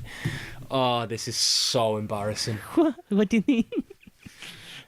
Last night, Yeah. I watched the new Blade Runner Yeah. and realised I've never seen the old one. Oh dear. Oh no. And for years and years, I thought I'd seen the original Blade Runner. And the original Blade, what year was that made? Like 82 or something like that. I thought that when I watched Looper with Joseph Gordon-Levitt and Bruce Willis, I thought that I was watching Blade Runner. Oh, no. That was when people say Blade Runner to me, that's the film I imagine. That's what comes into your head. So then when I watched Blade Runner last night, where's Bruce Willis? the new one. No, I was going through it and going, why don't I understand anything that's going on here? When are they going to start teleporting through time and stuff? So wow, it's on my list big time to watch that. I'd really recommend though to watch that like on your own when you're in the mood to like zone out. Yeah. Don't like put that on just for a film to watch. Yeah, you've got to watch it. Well, I had to turn because I think you'd think it once I realised that I hadn't seen the original one. Well, I did have to turn it off. Yeah, it's too much. Well, I just didn't understand that, and I knew that it was. Have you seen the new one? Yeah. Yeah, I knew that it was. It's pretty good. It's all right, isn't it? It's not as good as the first one. Well, I don't know that. No, not as good as Looper. Not as good as no. Which is also good. Looper. But anyway, I just had to get that out there before I went in and spoke about these more modern. So I've got like your populars, like when we were growing up. Yeah. When we were like 15, 16, you've got all these paranormal activities started coming out. That was good when that came out, but they killed it, didn't they? Yeah, should have just left it as the one. Yeah, because I bet that'd be scary now if you watch that. I feel like that fucked me up for a bit. If you watch that on your own at night, yeah, that'd mess you up a bit. Insidious, maybe that's like a possessed kid. I didn't like that. It just takes a bit. So Paranormal Activity came out, and then Insidious. It's set in a house and stuff like that, a family, normal people. But then it kind of went away from the realism of like this could actually happen. Yeah, I know exactly what you mean there. And then it started going into different dimensions and stuff like that. What the fuck's all that about? Fucking fancy shit. In the dreams and stuff. I'm not scared about that because I know it's not true. Yeah, and then I've got The Conjuring, which my sister says it's really, really scary. Yeah. Yeah, and it's one of the ones that she doesn't like. I feel like them films just don't do it for me. Is that like paranormal again? The Conjuring. I think it is. Annabelle and all that shit. Oh, like the doll. I feel it's just a bit too. I don't know actually. Far-fetched. I was going to say far-fetched, but then some of the films I like are completely far-fetched. I can't use that. But Maybe it's like I think with them is you kind of expect everything. You kind of expect it. It's like, oh, of course. Yeah. Oh, I'm watching a horror movie called The Conjuring. I've seen the trailer. I know exactly what's going to happen. Yeah, I know. Yeah, it's like that, isn't it? Yeah, and the jump scares kind of. I feel like they're the type of films that people put on at like a party. No one puts films on at a party. I mean, like at a film party. Yeah, say there's like 4 girls having a sleepover. They're the type of films that's what they're putting on. That that get put on at a drive-in theatre cinema during Halloween. Yeah. That's those type of films. I guarantee that drive-in cinema in Birkenhead, which is really good, and I have been I was once a regular customer. Yeah. Watching Annabelle. No, I won't go at Halloween. You can't do that because it's too much option for someone to creep up on your car and bang on your windows. Know what I mean? Who is doing that? Is that what happens in Birkenhead? No, 100%. Like I'd want to do it. You're the person doing it. Dark night at Halloween. Someone's put Paranormal Activity on. Yeah, it is a good. You're gonna go around banging on people's cars, aren't you? Yeah, slashing tyres. Well, no. That's not scary. It's just annoying. Siphoning petrol out of the tanks. Yeah. Stealing people's dust caps. So there's those types of like the cliche ones, aren't they? Yeah, cliche. That's a good. It's almost like if someone says, "Oh yeah, I like horror movies," and then you go, "Oh, have you seen The Conjuring 2?" The Babadook, whatever it's called. Yeah, it's more. Have you seen the classics? The real push the boundaries. So you like experience. Your original Halloween, raw. Your Nightmare on Elm Street. Oh, now we're going to the slashes. Well, that's we'll hold on for that. But all right, okay. Let me say, so The Exorcist. So I said to my mum asked me before I was going out. One of my favourite films. That I've never seen it. I'm genuinely top 6, top 7. Genuinely, Steve, I am far too scared to watch that film. Ooh. I will never ever watch it. I don't think. It's, for a film that's like when it came out, 1976 or something. Yeah. It's like there's old films that are a bit. Oh, it's cheesy because it's old. That isn't. Yeah. That's still like. when my mum said, she said, so my 1976. Is that what I'm saying? I think it's something like that. Should I have a look? How many did they make? Did they do a remake? I think they did, but I don't think they were on the level. I think it was really just that one, really. The Exorcist, 1974. 74. Yeah. Good theme tune as well. Tubular Bells. Learned that on the piano. I was playing it. You know what? I learned that. You played it. You sent me a video. Yeah. And your mum was like, "Fucking stop that." I played it, I waited till it was like dead quiet in the house where there was nobody in except for me and mum. I knew she was upstairs. It's been quiet for ages. Yeah. I just started playing it. She was like, "Stephen, stop playing that." So, 1974. So my mum would have been 8. She said she remembers when it came out, and everyone. She didn't watch it then. She said she watched it when she was about 14, which is ridiculous. It's just as bad. But she said that's pure nightmares. Outside the cinemas and the pictures and stuff, she said priests would be outside saying, "Don't go into this. It's the devil's work," and stuff like that. And she said like people would come out and like they'd have fainted in there and stuff. And what priests were stood there? Yeah. Like... Because that's like, so we talk about, 1974, we talk about the films that were made in the 60s, all your Alfred Hitchcocks, you've had all your Hammer House of Horror, yeah, which is all like your monsters and your that kind of thing. All the gothic stuff. And now you've got... something that's... This is serious. Someone's gone, so who the fucking hell wrote this? I don't know, but the director did another film with, who's the guy at Jaws, the main guy, Rob Schneider. Yeah. No, not Rob Schneider. Well, William Friedkin. Is the dude. He did a film where the guy with Jaws. Roy Schneider. Is it? I'm not sure, mate. He does this. This is, I'm going to butcher it, but the premise of it is so good. This film that he did. It was the same year as Star Wars came out, and if Star Wars didn't come out, they would have said this film would have been like a massive box office hit. But it's basically they have to these people get captured in South America, and they have to transport like a van full of explosives through the jungle. Yeah. By these rebel infidels have got them at gunpoint, and they've got to go through like the jungle transporting this for like some like type of revolutionary thing in the jungle. But it's so good. It's outrageously good. I can't remember the name of the film or anything, but it's fucking so good. That's all I can say about it. Anyway, what are you saying? The Exorcist? Yeah, so this guy... Well, it was a book first, wasn't it? I think so, yeah. So someone's written this awful book. And then... Ghastly book. Yeah. And now there's this film out there. It's probably banned in a lot of countries. I think it was banned here, wasn't it, for a while? Was it, yeah? I'm not sure. Probably all the priests outside the cinemas. There's a horrible scene in that. So film what is it? So I'm reading. She comes down the stairs backwards. Yeah, I feel uncomfortable even just thinking about that now. Regan, a young girl, displays bizarre behaviour after playing with a Ouija board. Chris, her mother, and an actress consults 2 priests who conclude that Regan is possessed by a demonic entity. And that's it. Oh, it's so good. Do you know what? One day I'm gonna have to watch it, aren't I? Because it's you have to watch it on your own as well, Carl. I can't do that. You have to watch them. You have to experience it in its fullest. But I genuinely can't. That's even better. It'd be even better if you had to turn it off halfway through. No, because it was too much for you. No, Steve. I can't tell you how much I cannot watch that film on my own.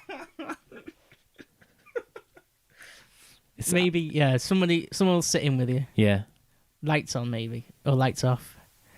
No, yeah, it has to be lights off, doesn't it? Yeah, I think any film actually, no horror or not, it's got to be lights off. Yeah, maybe I'll get that girl to watch it with me on a Saturday morning. She's a pro. Yeah, but that's like, because that gives. I've never seen it. I've never wanted to see it. I know to see it. I've heard about the scenes. Yeah, it's that why that film's so good as well is because it falls outside of the horror films where the acting's good. The story's good. The way it's filmed is it's not just like thrown together and churned out and just just to scare people. Yeah. It's a masterpiece. So there are loads of films. There was a series. There's a couple of films, a couple of old ones from the 70s. I think that's when the other ones fell into what where they just made turn to scare people. There's one from the 90s. There's one from 2021. The Exorcist. Oh no, that's a Philippine horror comedy film. There we go. Now we're talking. But yeah, I think that stands out for me as like the classic horror. Yeah. Like that's the one, isn't it? People say like that's when we were saying before. People think, oh, you like horror movies? Have you seen The Conjuring 2? It's like you like horror movies. Have you seen The Exorcist? You see, yeah. What's the best? What's the scariest horror film you ever seen? The Exorcist. Yeah. Yeah. Stuff like that. That's where the real conversation starts. Yeah, it is. Yeah. And then I've written down like so you've got, they're all from the 70s. Then I've got like The Grudge and The Ring and stuff like that, which you were talking about. Those Japanese horrors. The Japanese. Absurdly scary. Yeah. So The Grudge and The Ring. are they both the Japanese horrors? Yeah. But there's like, they're from like a series. Like The Grudge, the American remake, is like the second one. Yeah. Within the series, the original and The Ring, they're like, it's like a series, but the Grudge, the Japanese, the American one is just fucking shit. But if you want to fuck yourself up, watch the Japanese Grudge. It's so bad. Oh, like I think it's just the atmosphere of like, I think it's the aesthetic, like that Japanese aesthetic as well that plays into it. Oh fuck! Not good. Put the willies up, yeah. Yeah, exactly. Oh no, it's again, I've not seen either of them. I've got it on DVD. What about like The Omen? Damien. Yeah. Kid, eh? Is that a scary film? I remember that. I remember us having that DVD in our house when I was growing up, but I never watched it. Never watched it. I think it's a bit overrated, that, because I don't. It's not supposed to be the devil, isn't he? But yeah, it doesn't really translate. No, he just kill a few people, doesn't he? But I don't know. Inadvertently, I think. I don't know. But so, I want to go back to The Grudge and The Ring on this a little bit. Go on. So, The Grudge is because I feel like, why do I feel like they both come out of the wall, come out of the telly? The Ring's like you're told when you're gonna die. It's like, yeah, you watch this a video. Yeah. And 7 days from that, you die. Yeah. And you get phone calls saying, is that a thing? I think in the remake, definitely the phone call. I don't know. In the American one, for the stupid Americans. I'm not sure. It might be. I'm not sure in the Japanese.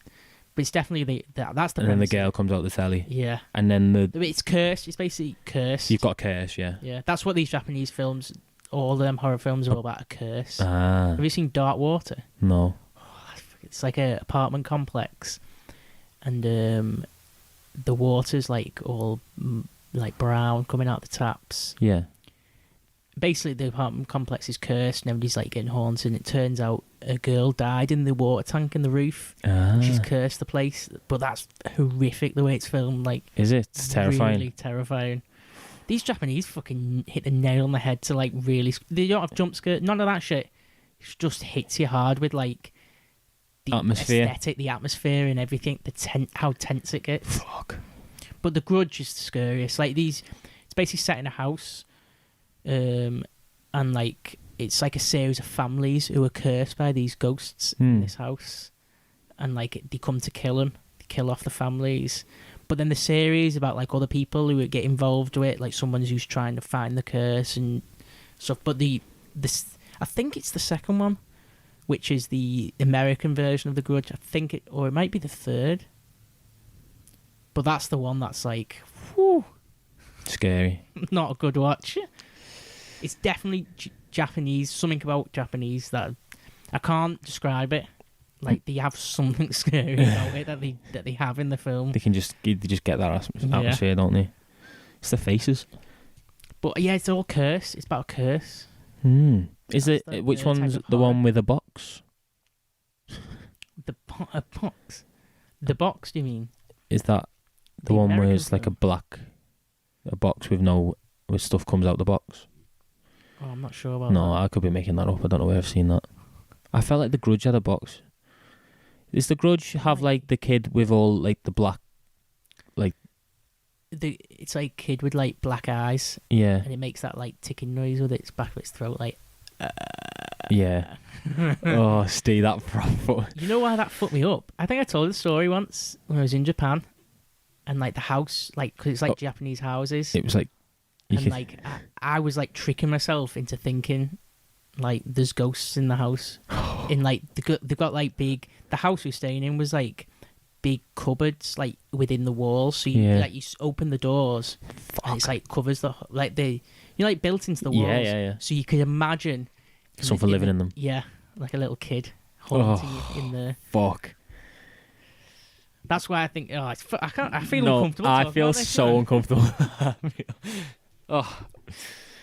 No, next. So, have you got anything? You wanna go into the bit of, like the slashers? The slashers. And we'll. And then how long have we done? Got some of the zombie films as well. I think we go slashers. We've only done about an hour and a half. An hour and 20. We go slashers and then we finish on zombie films. And I've got some of the band films as well. Oh, well, I mean, We could finish. I knew you'd bring them. But yeah, slashers. That's where I can't believe how uncomfortable I genuinely felt then. I felt very cold. Yeah. I felt like I had goosebumps. Yeah. Oh, go on. Let's move on to cheesy 80s. Yeah, American. swiftly. Rather swiftly. So I think the very first slasher, well, people argue it's Psycho, because it's fucking literally slashing people with a knife. Yeah. But I think Halloween, John Carpenter's Halloween, Yeah. which was, when was that? 1979 or something like that, 78. Mike Myers. Thing is, though, that Oh, film... Michael Myers. Mike Myers is Shrek. Austin Powers. Yeah. The only problem with Halloween, though, I feel it gets to me, even though it's great, the music's really good. I learned that on the piano as well. But there's no blood in it. It's very tame in its killings. Yeah. There's not much, is there? I don't think there's any blood at all. I feel like that in the other one as well, in the new one. It doesn't show that much. I don't even think it's very jump scary either, is it? It's kind of just like an impending doom. Yeah, of him just like marching down, walking around the estate, the cul-de-sac. Yeah, he's like hiding behind a tree in his overalls. Yeah. With that music playing. Yeah, that's what I get. But the whole vibe, like the mask. Yeah, the masked killer. Yeah, he's massive as well. Jacked. Yeah. And he's only supposed to be like 18 or something, isn't he? Yeah. The first one. That's... Built like a fucking transit van. Yeah, it is that impending doom. There's no... I can't remember many jump scares. No, I think it's... Is it Jamie Lee Curtis as well? Yeah. She's a good actress. She's good. She's good in The Fog. Have you seen that? That's another John Carpenter film. No. The film is bad. But Jamie Lee Curtis... she's good. And weird enough, her character's like completely irrelevant in that film. It's like there's no... I feel like they've made that film and then John Carpenter's got Jamie Lee Curtis again and said like, right, we'll have you in the film to boost fucking sales or whatever. Yeah, so they've had to reshoot a load of scenes. I think like they've done nothing. They've just filmed a few scenes with her in. She's just like a hitchhiker who ends up in the town and like she sleeps with the policeman. Yeah. But the policeman's the one doing all the stuff and she's just like fucking following him. But yeah, she's good in Halloween. Yeah, she is. The good girl in it, isn't she? Yeah, the hero, the heroine. Yeah. The virgin. That's what it is, isn't it? She's supposed to be like the good girl out of it all. Is she? Yeah. That the whole vibe is. But she has a daughter in the one that I saw, so yeah. She ain't no virgin. No, she's been... Unless she's the Virgin Mary. Yeah. Is that what John Carpenter's getting at? Yeah, mate, that's what he's doing. Who's Mike Myers? He's just telling the story of Jesus. The impending doom. Yeah. No, but I like that, how I've described that film. Yeah, I think you've really summed that up. Well, yeah, it's not because... Go on, continue, because I'm sure there's some other films that you will bring up that... Well, I was going to say... Are a bit more fast-paced. A really, really good slasher, which has got the killings you can see on screen. There's loads of blood. And it's Tom Savini who did all the killings on that. He's like he's in so many. He's in George Romero, did a lot of zombie stuff. He's in From Dusk Till Dawn. He's the guy who's got the gun on his dick. Oh shit! he's that guy, but he's like, what is it when you do like not makeup artists, like visual effects? Yeah. He's like the guy from the 80s who did like all the films, all the gore. Yeah. But he did this film, Friday the 13th. Top draw, classic. That's like, it's got everything. So Friday the 13th is Camp Crystal Lake. Yeah. The woman who plays Jason's mother in it. Jason Voorhees. Jason Voorhees, the actor, used to go to a lake as a kid, Yeah. and it was called Camp Crystal Lake. Wow. And then she ends up being in a film About that lake. about that lake. So what? So Jason Voorhees. It's a bit. Is it a bit? What's the? I feel like we've spoken about. That's why I don't think I've seen. I know about Jason Voorhees and the whole premise of like that's a good old fashioned like camp killings I think and you're stuff. like Friday the 13th. Yeah, with like the teenagers and stuff. Yeah, it's got and like it's got. We'll go on to it, the tropes. Yeah. In a bit, but it's got all the tropes. But what is there something about? There's something about him that's. I'm trying It's to. got the mask, the hockey mask. Yeah, but you've told me. I'll never ever. Well, I could ruin. There's a spoiler in it. Just go for it because it's literally about what Yeah, actually, 30, 40 years old. Yeah, I'm gonna actually. I feel like you should have watched Friday the 13th. By now, yeah. He's not the killer in it. In the first one, it's his mum. Oh. She's the killer. And what's he doing? I don't know. It's very vague. I think he's like supposed to be dead. Is there something like there's a tent or some? What have I got? I've got something in my mind about like something quite sad about a tent. A tent. It must be something to do with his mum, the relationship with him and his Well, mum. he gets. Oh, I can't even remember how it. There's something happens to Jason, like years before. Yeah. Something bad. I don't think he dies, or does he? I don't know. I don't know. I know I'm questioning it, but something bad happens. So the mum comes back and gets revenge on all like the teenagers and everybody, and it's basically she's picking them off at they're gone for the summer camping on this lake. Oh. The what is it called? Like they have in America, them fucking teenage summer camp. Summer camps. Yeah. Like the adults are teenagers. Yeah. Looking after all the. But it's fucking great, that film. He's got Machete. That's like with the hockey mask. Yeah. Picking. But the best thing, like these slashers, all the murders are all like what's the word? Like very creative. Yeah, like Final Destination style. Yeah, it's all like that. Everyone's a different thing. Yeah. Like Friday the 13th, for all of them, like all 10 of them, every death is different. Yeah. And it's like ridiculous. Kevin Bacon's got a good death scene in that. Have you seen it? I forget. No, I It's haven't. like he's on the bed and Jason's underneath the bed with an arrow and just shoves it right through and it comes out through his neck. Oh my god. And like it's spraying blood everywhere, like pulsing. He's like, you see. But it's like over the top blood, isn't it? Yeah. Ridiculous. That's exactly what you want. That I probably would enjoy that. This might like because there's. It's an enjoyable watch. It's entertaining. Very entertaining. I remember us talking about like we were talking about slashers, and you were talking about like they don't do them anymore. And we said about this. I've got it up here. X. Which is a 2022 slasher film. Oh, yes. Which is like an old-fashioned like teenagers in a camp kind of slasher. Bringing it back. Yeah. Back to the roots. And that scored, I'm looking here, it scored 94% on Rotten Tomatoes. Oh, fucking hell, put that on the list. So that is What is it definitely... called? X? Yeah, definitely one we'll have to watch. Yeah, I'll watch that. Well, yeah, so it's homage to Friday 13th. Yeah. Yeah, literally. I do know on Friday 13th, all the actors in it were all Broadway actors. They never did a film or anything. Just nice, attractive young people. Yeah, I think that's the way it should be. And you didn't have to pay much for them. No. Just got them in. Genius, that, isn't it? That's what I'd do. If I'd get loads of aspiring drama students. Yeah, who want to like, they've got something to prove. Yeah. And all they're doing is getting fucking killed. People who are going to take it dead seriously. Yeah, and they're just getting killed. And we're just going to make the most ridiculous film ever. Like, all these films, all the kids are just having sex. Yeah. And then they get killed off. That's what I'd like. That's what you've got to be for it. Because if we ever got the opportunity, if someone, and obviously someone very stupid, Mr. Peel, came to us and said, "Hi boys, we listen to your podcast. We're going to give you a little bit of money here to go and make a film. We'd make a slasher, and we'd just make it the most ridiculous. Slasher. Yeah, go out. Well, we'll go about the tropes of the of 80s slashers. Yeah. So they're very distinctive, aren't they? Yeah. It's like there's like a rule book, which we'll go on to Scream. Takes the piss out of. Yeah.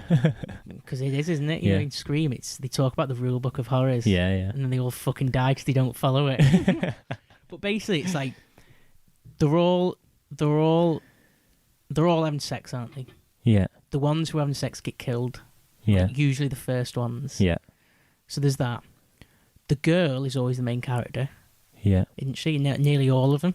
Friday the 13th, Nightmare on Elm Street, Halloween. The girl's like the fucking main... She's always got that scream. Yeah. The fucking big scream. What else is there? There's always a chase scene. And she falls. Someone trips. Someone trips. There's always a trip. Yeah. The killer's always got a look to him, like a distinctive... They've got a mask or something. They always Freddy move Krueger. slowly.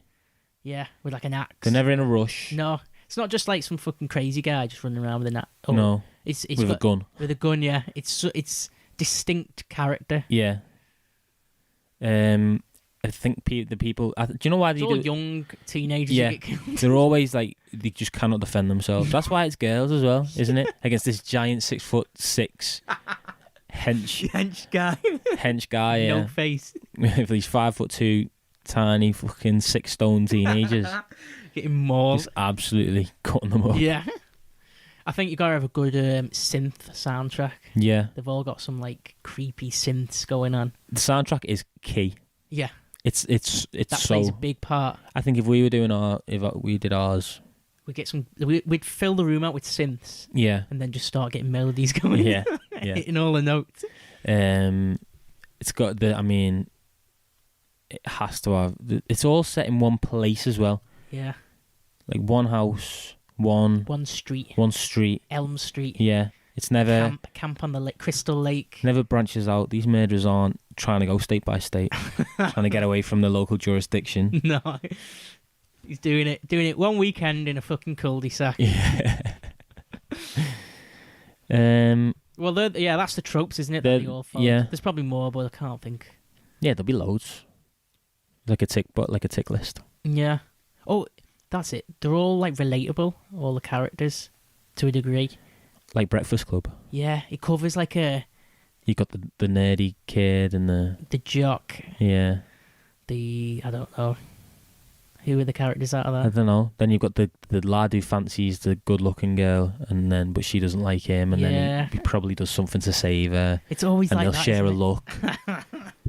And then he dies. Yeah, and then he. But yeah, that's it's the 80s slashers. Follow the the next one, Nightmare on Elm Street. Yeah, that's top drawer. Johnny Depp, loads of blood in that. Yeah, it's Nightmare on Elm Street. Freddy Krueger. Yeah, in the dreams. In the dreams, yeah.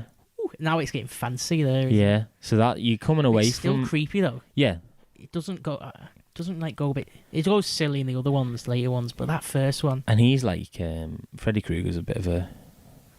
Yeah, I think of of a him. villain, and he with the fucking. Have you ever seen the scene when his arms are dead long? He's No. running down the street. It's like. Is it scary that I can imagine being? I think if you watch that on your own in the dark, yeah. You'd be scared. It's scary because it's like the main character's the girl. You know she's like... Well, everybody's defenceless. But it's just Freddy Krueger looks so silly. It's all burnt with a top hat on. Yeah, it looks so silly, doesn't it? Yeah, I think it's very cheesy as well. Yeah. But it works because it's like... It's all at night. It's all happening at night. They always are. Dark atmosphere on this street, this quiet street. Think of Scream, you think of Friday the 13th. You just can't imagine... Yeah, it's none of it. Daytime never comes. No. They might turn up at daytime. Yeah, at the start. Yeah. From dusk till dawn. Yeah, literally, yeah. But yeah, that Friday 13th... Nightmare on Elm Street, there's a good scene in that where she's... where they're in bed and the girl starts flying around the room because Freddy Krueger's killing it in the dream. Fucking ragdolling her. So she's getting ragdolled in the bedroom, but she's by nothing. By nothing. And the boyfriend's like, "What the fuck?" But the way they filmed that, they had a room that rotated like fucking 360'd all the way around. So she was like fucking falling around in this room while it's spinning. What the fuck? No, that's mental. I didn't realise. That's Wes Craven who did that. Is he? He did Scream. Wes Craven. What else? Wes Craven. That rings a bell, doesn't it? Hills of Eyes. That's a very good horror film. Yeah. Is that I think he did Children of the Corn as well. I think Wes Craven did Children of the Corn. Children of the Corn. He did the girl... Oh, what's the film where she gets raped and she comes back and kills everybody? From like the early 70s. I Spit on Your Grave.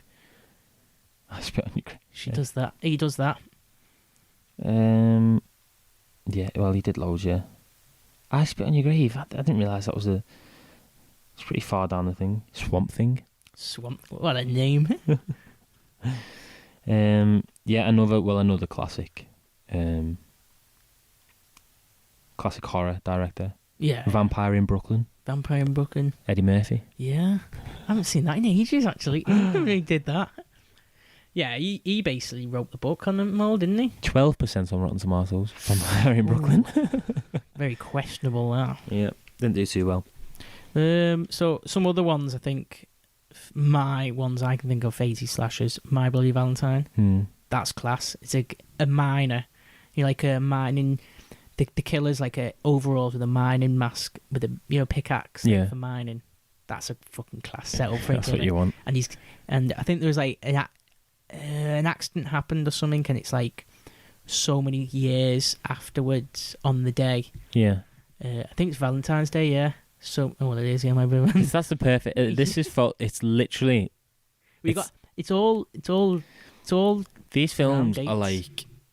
You've got a thing and you've got the date. You've got the day it happens and you've got like you spin it. It's like Halloween, Christmas, Valentine's Day, whatever you want. Well, I watched one I've called April Fools last night. It's on April Fool's Day.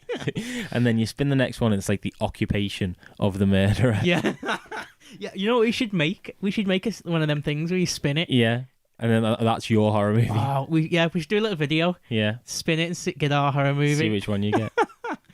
But My Bloody Valentine's great. In a small town, on Valentine's night, killing all the teenagers who are having premarital sex. This miner just fucking pickaxing people. Typical. There's a good scene where like the pickaxe goes right in someone's eye. Oh and my it's God. filmed so good. How do they end those films? I think they kill somebody kills the murderer. They never that like Halloween. Well, yeah, they get franchised, don't they, to death? Yeah. So the one that I watched, Nightmare on Elm Street, was like the last one. How many of that? And they lock him in the basement of the house. Yeah. And they set the house on fire, and it ends with him just staring out What? of the basement, just looking out at them. And then it ends. Wow. So there's going to be another one. Yeah. Yeah. Well, yeah, I think it went paranormal, didn't it? After one bit Halloween. Did it? Yeah. The witches or something. The second one's the witches, isn't it? And then the third one with I don't know. some angels or something. It went weird. The angels. I can't remember. Yeah. But yeah, My Bloody Valentine's are good. The Burning, that's a really good slasher. That is a complete. I think Friday the 13th came after The Burning. You might have to check for me, Cal. One is completely copied off the other because it's a guy killing all teenagers at a camp. But what's he dressed as? A firefighter? I think he's overalls without a hockey mask. Oh God! But it's basically he got set on fire and burnt like the year before or something when the previous teenagers were there. He was like what's it called? Sorry, The Burning. The Burning. I think it's 1980. I think Friday the 13th is 1980. When's The Burning? The Burning is 81. 81. So it's 1 year afterwards. It's when you watch it, you can definitely see that they've like cool art. He's got shears. He's going around with the shears, fucking stabbing people. He gets like set on fire and burnt. Like he's got hot fuzz. There's one. Yeah. But yeah, a lot of shears. The best scene in that where the thing falls on his head from the. Oh yeah, Tim Messenger. So good. We need to do an episode on the Cornetto films. Yeah. Or just Simon Pegg films. Yeah, definitely. It's just go on. So you got The Burning, Edge of the Axe. That's a good one. Guy going around with an axe in a town killing people. Final Exam. That's really good. Where they're set in a school. Yeah, last exam of the year. Yeah. Everybody's left. That's a great setting. That there's only a few people left for that. Another one for the wheel. Exam. Yeah. Hospital, police station, camp, school. There we go. The Prowler, that's good. Yeah. That's just typical guy going and killing spree. Prom night. That's a good setup, isn't it? Yeah. And Prom night, the murderer. Do you know what would be good? Killing everybody. Kids who break into like a big supermarket. I think there is one in the supermarket. Where they get trapped in. Trapped in the supermarket. Yeah. That'd be beans. That'd be good. You know what? Google put 80s slasher supermarket. I'm sure there's one where there's a slasher in a shop supermarket. I think it's like the night shift. It's called the night shift. That's it. Is it? I've got Intruder. Oh, it might be Intruder actually. I will check the night shift as well. I think it's the night shift. I think you've told. Oh my god, what's this? The overnight stock crew of a local supermarket find themselves being stalked and slashed by a mysterious maniac. Which one's that? That's the Intruder. I think that's the one I'm thinking of. And you said the night shift. What's the night shift? That's a good setup. That the way you said then, isn't it? I can't believe it's literally what I said. The night shift.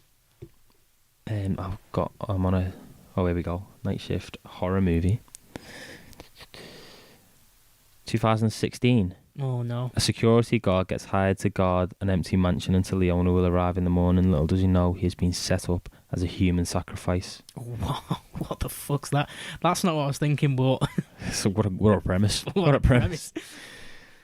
Yeah, it's mad. What? There's so many different ones. Like, I'm trying to fit. My mind's going wild here. Like, you could pick up, like you said, you could spin the wheel. Like, yeah. I watched April Fools last night, and it's like a group of kids go to a mansion on an island. One of the rich kids owns a mansion. Mate, I was literally picked off. I was literally thinking, how good would a horror movie be in a mansion where the kids' parents go away and they throw a party? That's it. There it's you go. Exactly the same.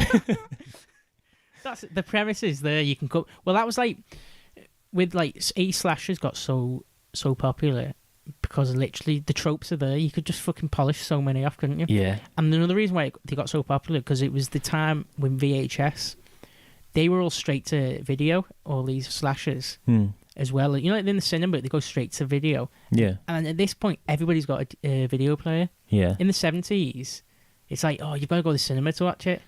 But now everyone's watching it. Now everybody's got video players. They can rent it or buy it. So they're just watching absolutely everything. Yeah, it's all coming. Yeah. Fuck. 80 slashers are great. Yeah. I really want to make my own. I think we definitely need to get the wheel going. Yeah. We'll get a wheel going and we'll get like a cat. Yeah, I think we could, in the woods over there, film one. You know, I used to... Imagine, like that. Dawson's Creek, they do that, make a film. Dawson's Creek. In that, yeah. What's that? I haven't seen that. That series that I watched about a year ago. Yeah, I think... Were you telling me about that? Yeah. So yeah, there's the slashers. They're my favourites. And you got Scream as well, which I realised when you said is a parody. The phone call. Yeah, the phone call. Yeah. Yeah, it is, isn't it? But that's the Wes Craven did that. Yeah. It's a parody. Yeah. On them all. Like they even joke about the rule book.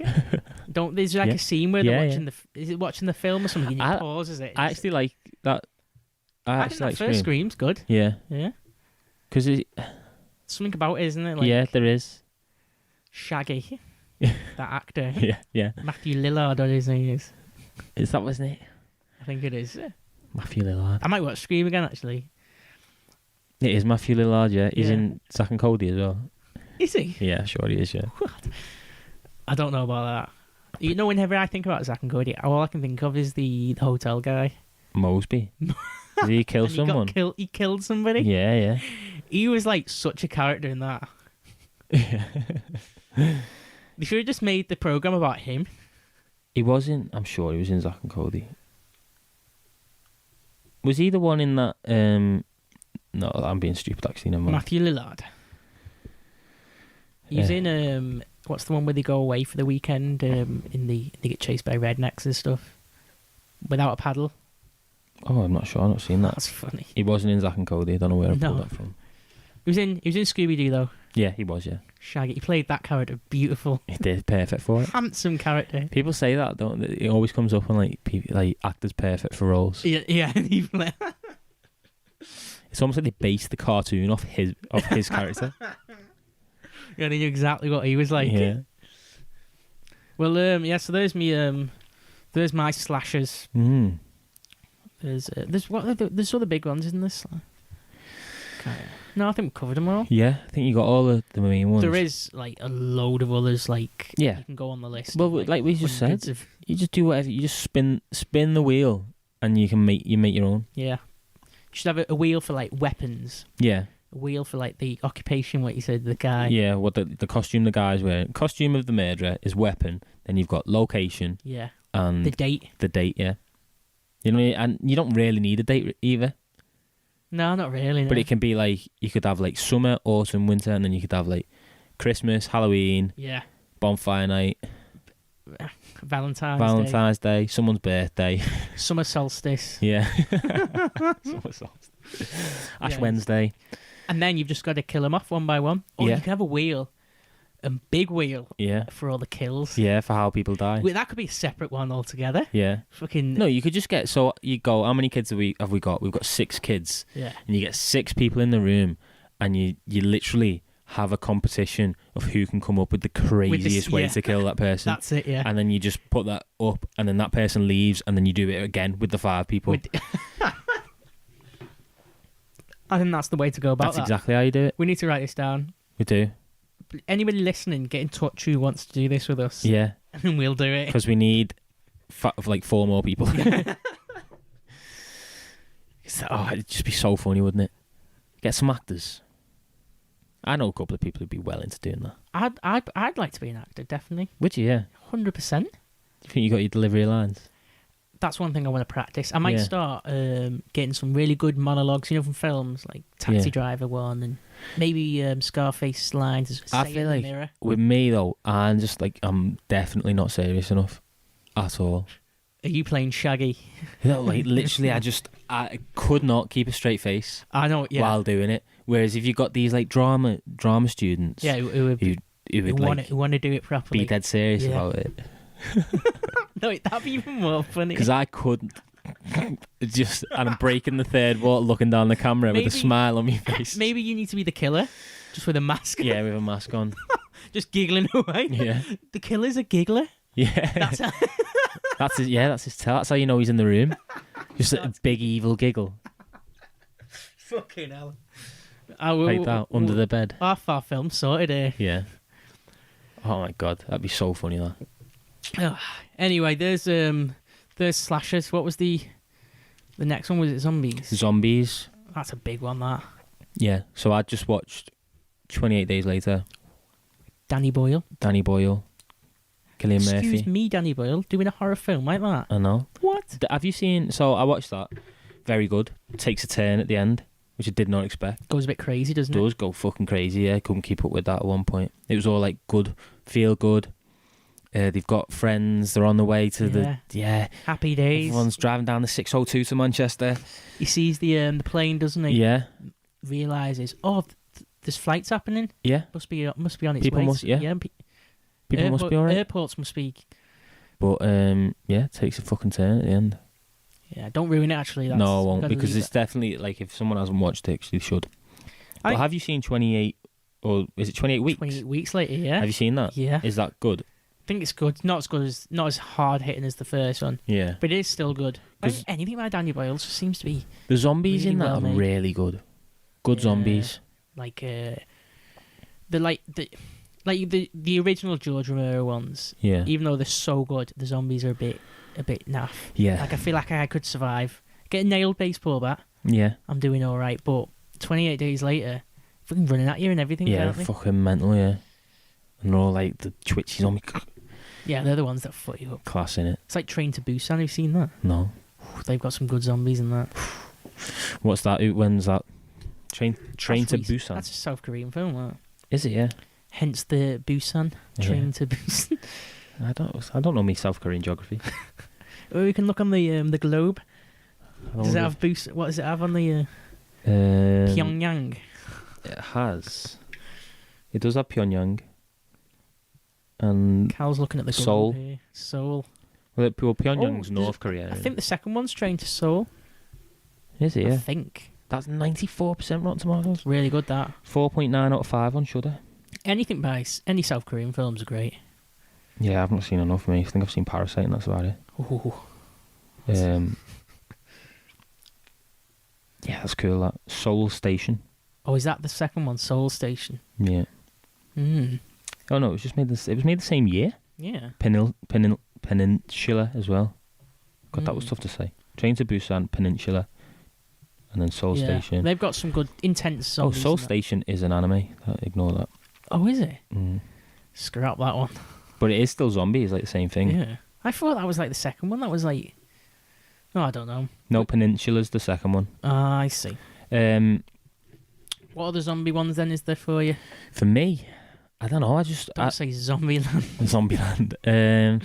For like, I don't know. For fear factor, like horrors, I don't know. Have you seen Dawn of the Dead, the remake Zack Snyder one? No. That's really good. Oh, is that? Where they're in the mall. No, I haven't. That's great. I like Zack Snyder. Oh, you like that one? Dawn of the Dead. I saw that one that had Batista in. Day of the Dead. Oh no. Yeah. Yeah, I seen that one. That was a good premise actually. Yeah. Dawn of the Dead. Oh, it's on Netflix. Oh, watch that, Carl. That's really good.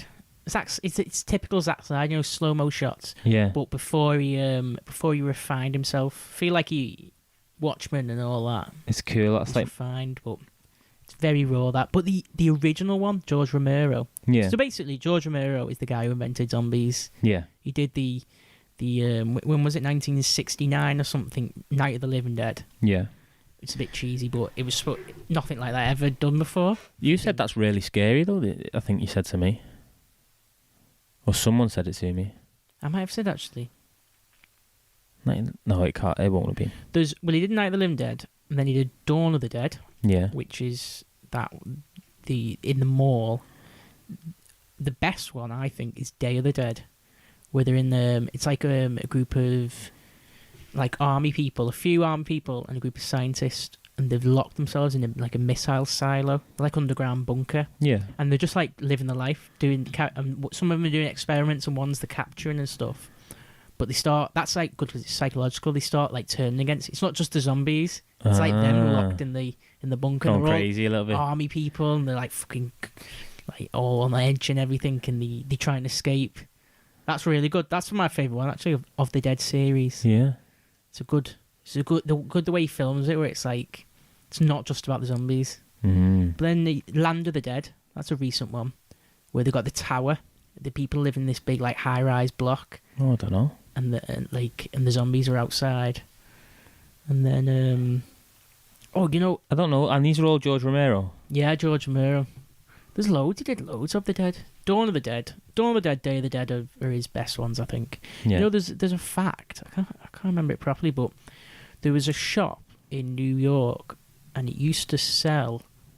It used to sell like film reels that you could rent out to like the 60s or whatever, or even earlier because he would have been young. But he used to sell this specific film. I can't remember the film. And it only ever used to be rented by two people in New York. Yeah. And it used to be rented by these two people consistently, like all the time. One of them was George Romero, and the other one was Martin Scorsese. What films were they? I can't remember. It was one film. Oh. Oh, no, it was two films. No, did I say two? Yeah. Or was it two reels of the same film? Yeah, it was two. Yeah. It was basically one film rented by two people. Yeah. Consistently. They must have been like fucking renting it between. When one puts it back, the other picks it up and rents it out. Wow. When they're both young before they're even in films or anything. That's unbelievable. Both of them. I can't remember. But you can't remember what film it was. I can't imagine what's a George Romero and a Martin Scorsese film. Martin Scorsese, Goodfellas, Taxi Driver. They did it together. Oh no. That's what I mean. Like I can't imagine what film they'd both be watching. Oh, I see. Yeah. I think it mustn't have been big from the early 60s or something. Yeah. I can't remember what it was, but it was only ever rented by two Psycho. people. Yeah, they both. Yeah, that's it. But yeah, George Romero, he's the one. Yeah, for zombies. I'm trying to think what other zombies is there outside of his. World War Z. World War Z. I don't really like that, to be honest. No, I think if I watched it again, it'd be. I like Brad Pitt though. Yeah. Oh yeah. Anything by Brad Pitt's good, isn't it? I can't think of any others. I don't think there is any apart from like fucking Shaun of the Dead. Shaun of the Dead, which probably actually now I'm thinking is the best one out of them all. It probably is. It's fucking up there as one of the best films. Yeah. And what makes it so good, I think I've said it before, haven't I? Only English people can watch that and like that. Yeah. Like an American person Doesn't get any of it. would not. He'd just think that it's the shittest thing ever. Like, what the fuck is this shit? Yeah. Naff. He'd say it's naff. They would, yeah. They wouldn't be able to watch it. No chance. It just wouldn't be funny at all. That's my favourite thing about all those films, though. Yeah, you've got to be British, haven't you? Those guys are good. Good guys. Are there any shout-outs you want to make? To any... Because there's stuff like... would you say, like, The Thing? I'd say John Carpenter. Yeah. I'd say that's a horror, yeah. Yeah. It was... I was talking about... I think I was watching a video, actually. Someone was running through their, like, top 5 films or top 10 or whatever, and The Thing was their number one. Yeah? Mm-hmm. Top film? It is, amazing. Yeah. The second remake, though. That's just as good. Well, not just as good, but it is good. The first remake. So there's the dead old one. It's like from the 50s or something. Yeah, and then there's your one that you like, and then there's the one that I've seen. Russell. Yeah, that one's really good. That one, we've talked about it before, haven't we? On this? Yeah. It starts as the Kurt Russell one. I mean, it ends as the Kurt Russell one starts. Like the very same. I love how you stuck with the Kurt Russell. I know, yeah. Not out thinking there. What else is there? Any others? Alien? I'd say that's a horror, yeah. The first one definitely, yeah. And then it goes a bit more action, sci-fi action. Yeah, shooter. Yeah, and then so I could talk about that Prey that I did fall asleep watching. So it's the Predator. Yeah, it comes into like Native America. Yeah, I think Matty was telling me about that. Interesting. Started quite... had a few jumpy bits, like very dark, and then I fell asleep and woke up at the very end of the film. Wow. Wait, and spoiled the whole film for myself. What the fuck? I can't watch it again, though, because I know exactly what happens at the end of the film. Yes, That's never, ever happened to me, that. So you woke up right at the end as the main ending's taking place. As the literal crescendo of the film happens. You're coming out of a dream. I've woken up and gone, oh, fuck, I fell asleep. Open my eyes. Oh, shit. Fucking hell. Yeah, that's ruined them.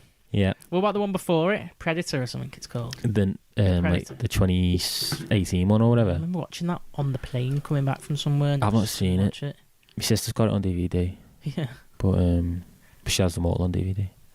I think they're good. Even though what's his name? Danny Glover. He's a terrible actor in the second. He's the worst actor almost ever, but the first one's amazing. Yeah. It is good. Predator. I think have you seen those videos of the costume? The costume going around. Oh yeah. Like, and it's like Dead Tall Guy. He played it, didn't he? Yeah, for that Prey. Yeah, it's cool as fuck actually.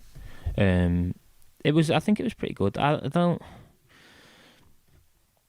really understand the premise of it being Native America and stuff. And I suppose he did fall asleep for a lot of it. Yeah, they might have answered a few of your questions. But I saw the whole thing. But it kind of made that, like, all the other aliens and all the other predators that we'd already seen kind of made it more like people already knew that these things existed. Oh, I see. If you get me, because they were already there. Because this had dropped down in when the Native Americans mid 1800s or early 1800s. Yeah. Fuck knows. Around then. Yeah, but it was interesting. But I'll probably give myself like a few months and I can probably have another go. Would you recommend me to watch it? Yeah, just for the sake of keeping it part of the series. Oh, I get it. Yeah. Part of the series, isn't it?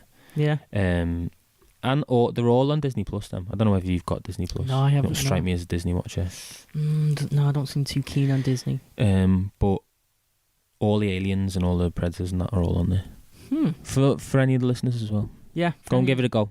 There's a lot of films there they should check out. Yeah, Children of the Corn, The Mist, 2017. We've got to remember to keep an eye on that ending. Got a couple of George Romero ones to watch. Can I give a shout as well? Chris Bradshaw told me about a film that I'd completely forgot about. A horror film? No, not a horror film. Definitely not a horror film. No. That when he told me it, I literally almost started crying laughing. Because I'd forgotten about it and how good this film was. Forgot it existed. A Night at the Roxbury. Oh my, with Will Ferrell and what's his name? The other guy. Fucking Chris Kattan. We cannot talk about that now, Kel. No, we can't, and that's all I'm going to say as we come towards the summit of the podcast. How funny is it though? Where they're like bobbing their Yeah, head? that's what Chris did to me, and he said "Night at the Roxbury," and I was like, "Fuck!" I lost my mind. That's a film though. It's definitely lost in time. Yeah, it is. I feel like a lot of people won't know what we're talking about, or will be like you now, going fucking hell. Yeah. I completely forgot about that. They will. There'll be lads like that we know who are listening to this who'll go, "Wow, Yeah. What a fucking gem. that film." Yeah, forgotten gem. Have you got any? Go on, give us some of your banned ones. Well, I was going to talk about the cannibal films. Ooh.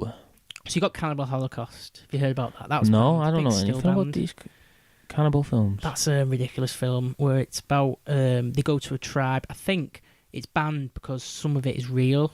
Like, it's supposed to be found footage type thing. It's from the 70s where they go to a tribe in like South America. Filmed in the 70s. Yeah, and the I'll have to Google it to describe it, to be honest. Do you want me to get it up? Go on, you can. I like your reactions to stuff when I say Google it. Cannibal Holocaust. But there's loads of scenes where there's a 80s. Oh, is it 80s? Ruggero Deodato. That's it. There's it's Italian. There's an Italian burst of cannibal films. Yeah. But Cannibal Holocaust is the famous one. I'll talk about the others, but there's scenes in it where they kill animals and it's like really gruesome, and they're killing the animals, and the scenes where people are getting killed and you don't know if it was real or not because they filmed it out there with the cannibals, the actual cannibal tribes and everything. Fucking hell. Like, it's actually filmed like almost on location, and also as well, when they filmed it, the people who died in the film faked the deaths after the film to add more to it. So when it was filmed, when it came out, they said these actually died and it's real, and everybody believed it because the actors are nowhere to be seen and they're fucking supposed to be dead.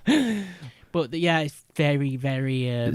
So a New York University professor returns from a rescue mission to the Amazon rainforest with the footage shot by a lost team of documentarians. It's like a documentary, actually. That's what it's like. A film about the local area of cannibal tribes. Yeah, it's fucking outrageous. Some of the scenes in it's very, very gruesome and questionable. So there's that one, Cannibal Holocaust. Cannibal Ferox. Yeah. That's another one that's... you know what? I've seen them all, and they've all merged into one memory, actually, now I'm thinking about it. I've got another one here. Eaten Alive. Eaten Alive? Is that on your list? No, but that's a forgotten gem for me. That's another Italian one, I'm guessing. Yeah. There's Umberto Lenzi. Well, he did some good. What did he do? What else did he do? He's renowned horror director. Oh, he did Ferox. Cannibal Ferox, yeah. What's the premise to that one? I think there's a really good actor in that. A woman's search for her missing sister leads her to the jungle of New Guinea, where she and an expatriate guide encounter a cult leader and flesh-hungry natives. Yeah. Robert Kerman, Mel Ferrer, Ivan Razumov. Any of these? I'm not sure, but that's just like Cannibal Holocaust, where it's questionable scenes. How did they film that? Yeah. How did they get away with filming it?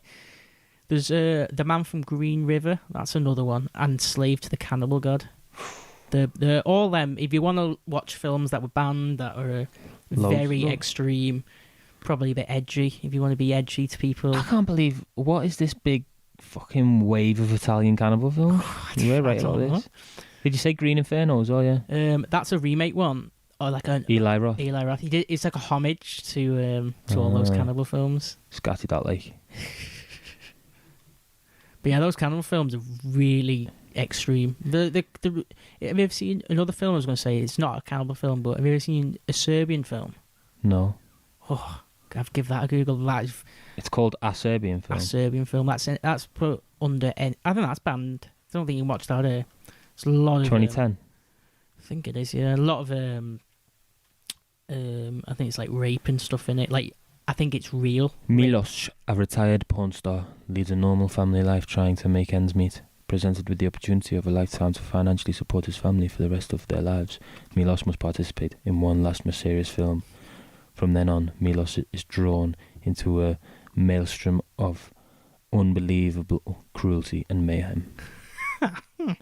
I think it's like it's like torture porn, but in a film. But it's like questionable whether the actors were actually raped and tortured in it. So like one of them levels. Yeah, whether the acting's that good. Yeah. Well, if you watch some of the scenes, there's no way you could be acting. Yeah. Like, I'm talking about there's a documentary very explicit. about it. Yeah. Called A Serbian Documentary. Wow. Never before seen footage of the film and the worldwide reactions of one of the most talked about and controversial films of the last decade. Yeah.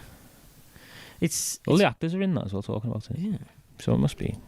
It's not good. It's only. I'm not saying it's worth watching, but it's worth watching because it's so extreme to experience. Because of the controversy. Yeah.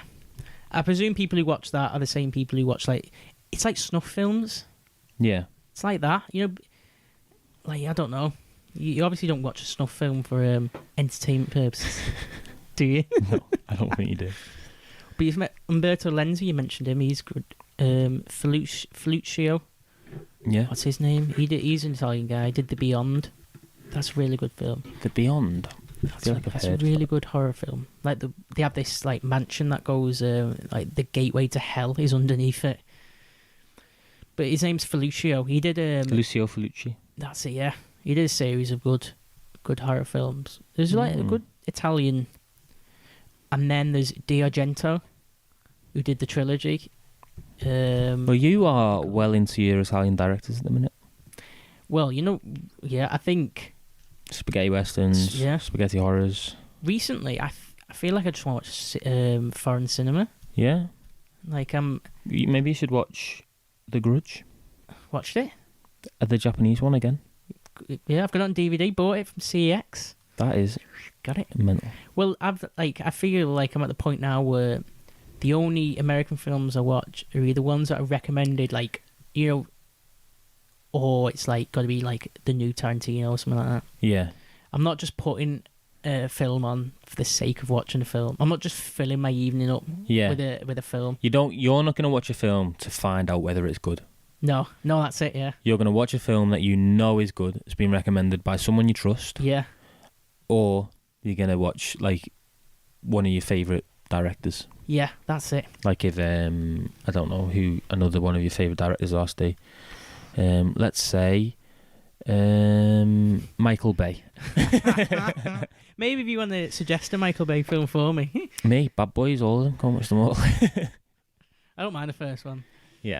And the second one I can do, but the third one was very much just nostalgia. The remake. We always talk about it, haven't we? Yeah. I couldn't think of the director that you actually love but say you hate. Spielberg. No, we proved that I hate it. Yeah, I've got it here actually. We should do another thing like that. We did. It was close though. Yeah. It was close. It wasn't that much of a gap, wasn't it? No. Do you want to refresh the listeners with what? 8. So Spielberg. We asked Steve. I went through Steven Spielberg, every Steven Spielberg film that he directed. And Steve said he did like 8 of them. He wasn't sure about 5 of them, and he definitely did not like 14 of them. Yeah, 14 of them were definites. Which isn't too bad because I think we need to do you. You need to do your numbers on it. Yeah, maybe we'll do mine next week. Yeah. Or maybe we should, because I'd seen a lot of those Steven Spielberg. You said there were films that I liked by Spielberg that you said you did not like categorically. I see. So the numbers are going to be different, aren't they? Yeah. Yeah, we'll run the numbers through, see what we get. Definitely. See who's the Spielberg flan. Well, you know what I found out when we were doing that was there's lots of films that are under Spielberg's name that aren't like him. He didn't direct them. Yeah. It's just like... Well, that's why we only did the ones he directed. Yeah, because there's loads, isn't there? There's loads he's like produced or just had his name to, or it's been in his fucking studios or whatever. What's the other thing that they do? They have a director, a producer, and like an editor or something. Yeah, and he'll something just like go that. sit in there, or he'll might have written a page, or Give him, yeah, they're just putting his name on it, isn't they? yeah. No bueno. What a guy! What a man! Steven Spielberg. Stephen King is the one. Stephen King, fuck yeah, the goat. I am gonna try and find a Stephen King book and read it. I probably won't. Ask Simon. He's got a few. Yeah, I will. But it depends what he's got, because I don't want to read The Shining. I want to read like a Cujo, where it's like Yeah. the Cujo will only translate in film. It has to. Like a dog. A dog trying to break into a car. Yeah, I know what you mean. How do you draw that out for the whole book? Yeah. Unless it's like a children's book, like 15 pages. Well, some of them are part of like a collection of stories. I think there is quite a few that aren't like one big book. They're like a collection of stories from like I need to go a back similar to that. theme or a similar place or whatever. I want to go to that charity shop in town that me and my sister saw them all in, but I just can't. We went to so many that day. I don't know where it was. Well, there's like a load near the bombed out church, isn't there? That street. What's the street? Bold Street. There's a load on there. That's where we went. Yeah, went up and down Bold Street, and then we walked to the Baltic Market, Is there and somewhere there's like a cool little place in there. It does loads of different stuff. Wait, is that the one where it's just like a load of tables with books on? No. Oh. This is all different little rooms, all I see. segregated, and no one in them. Just the stuff, and then you take the stuff and you pick up the price tag, and you take it back round and you pay at the end. Oh, I see. It's cool. Nice layout. You should go and have a look one day. It's got some cool stuff. Oh, I've got too many books on my list. Ken. No, not just books, everything. Everything. Yeah, honestly, What do you everything. mean everything? CD players. They do these mini guitars, Like a but, ukulele? like replica mini guitars. What? So like Hendrix's guitar and stuff. Oh, like I that. see. Yeah. It's cool. Maybe I'll find something. I could find something for the studio. Definitely would. Yeah. Maybe We we'll need do to it. Mix it up with this. Confederate flag. I didn't want to mention it. Didn't want to. You didn't want to bring it up. Bring the elephant in the room up. I know. Right. I think I'm all out of horror films here. No more mentions. Anything for you? No. Amityville Horror. That's a bit scary. That. But I watched the Ryan Reynolds one. Yeah. You're into remakes, aren't you? No, well, I just watch when it's on telly, and they don't play the classics. Yeah. The remakes usually get more airtime Yeah, these days. that's it. That is it. Right, Steve. Yeah. It's been a pleasure as always. Oh yes. Of Listeners, I hope. Do we know? We've got a guest, haven't we? Next week, hopefully. Oh, maybe not next week. course. The week after we do. Week after, we've definitely got a guest. But we could try and get a guest in for next week. We as could well. do, yeah. Yeah, so we'll see what we can do. Yeah. Listeners, thank you so much. We're back. We're going to keep going. Keep rolling. Before, I don't even know. Oh, well, I'm not going to bring it up yet. But yeah, we're not sure what we're doing next week, but we will be back next week. We hope you enjoyed this episode of the Brethren of Chaos podcast. And goodbye. This was brought to you by Merdley Productions.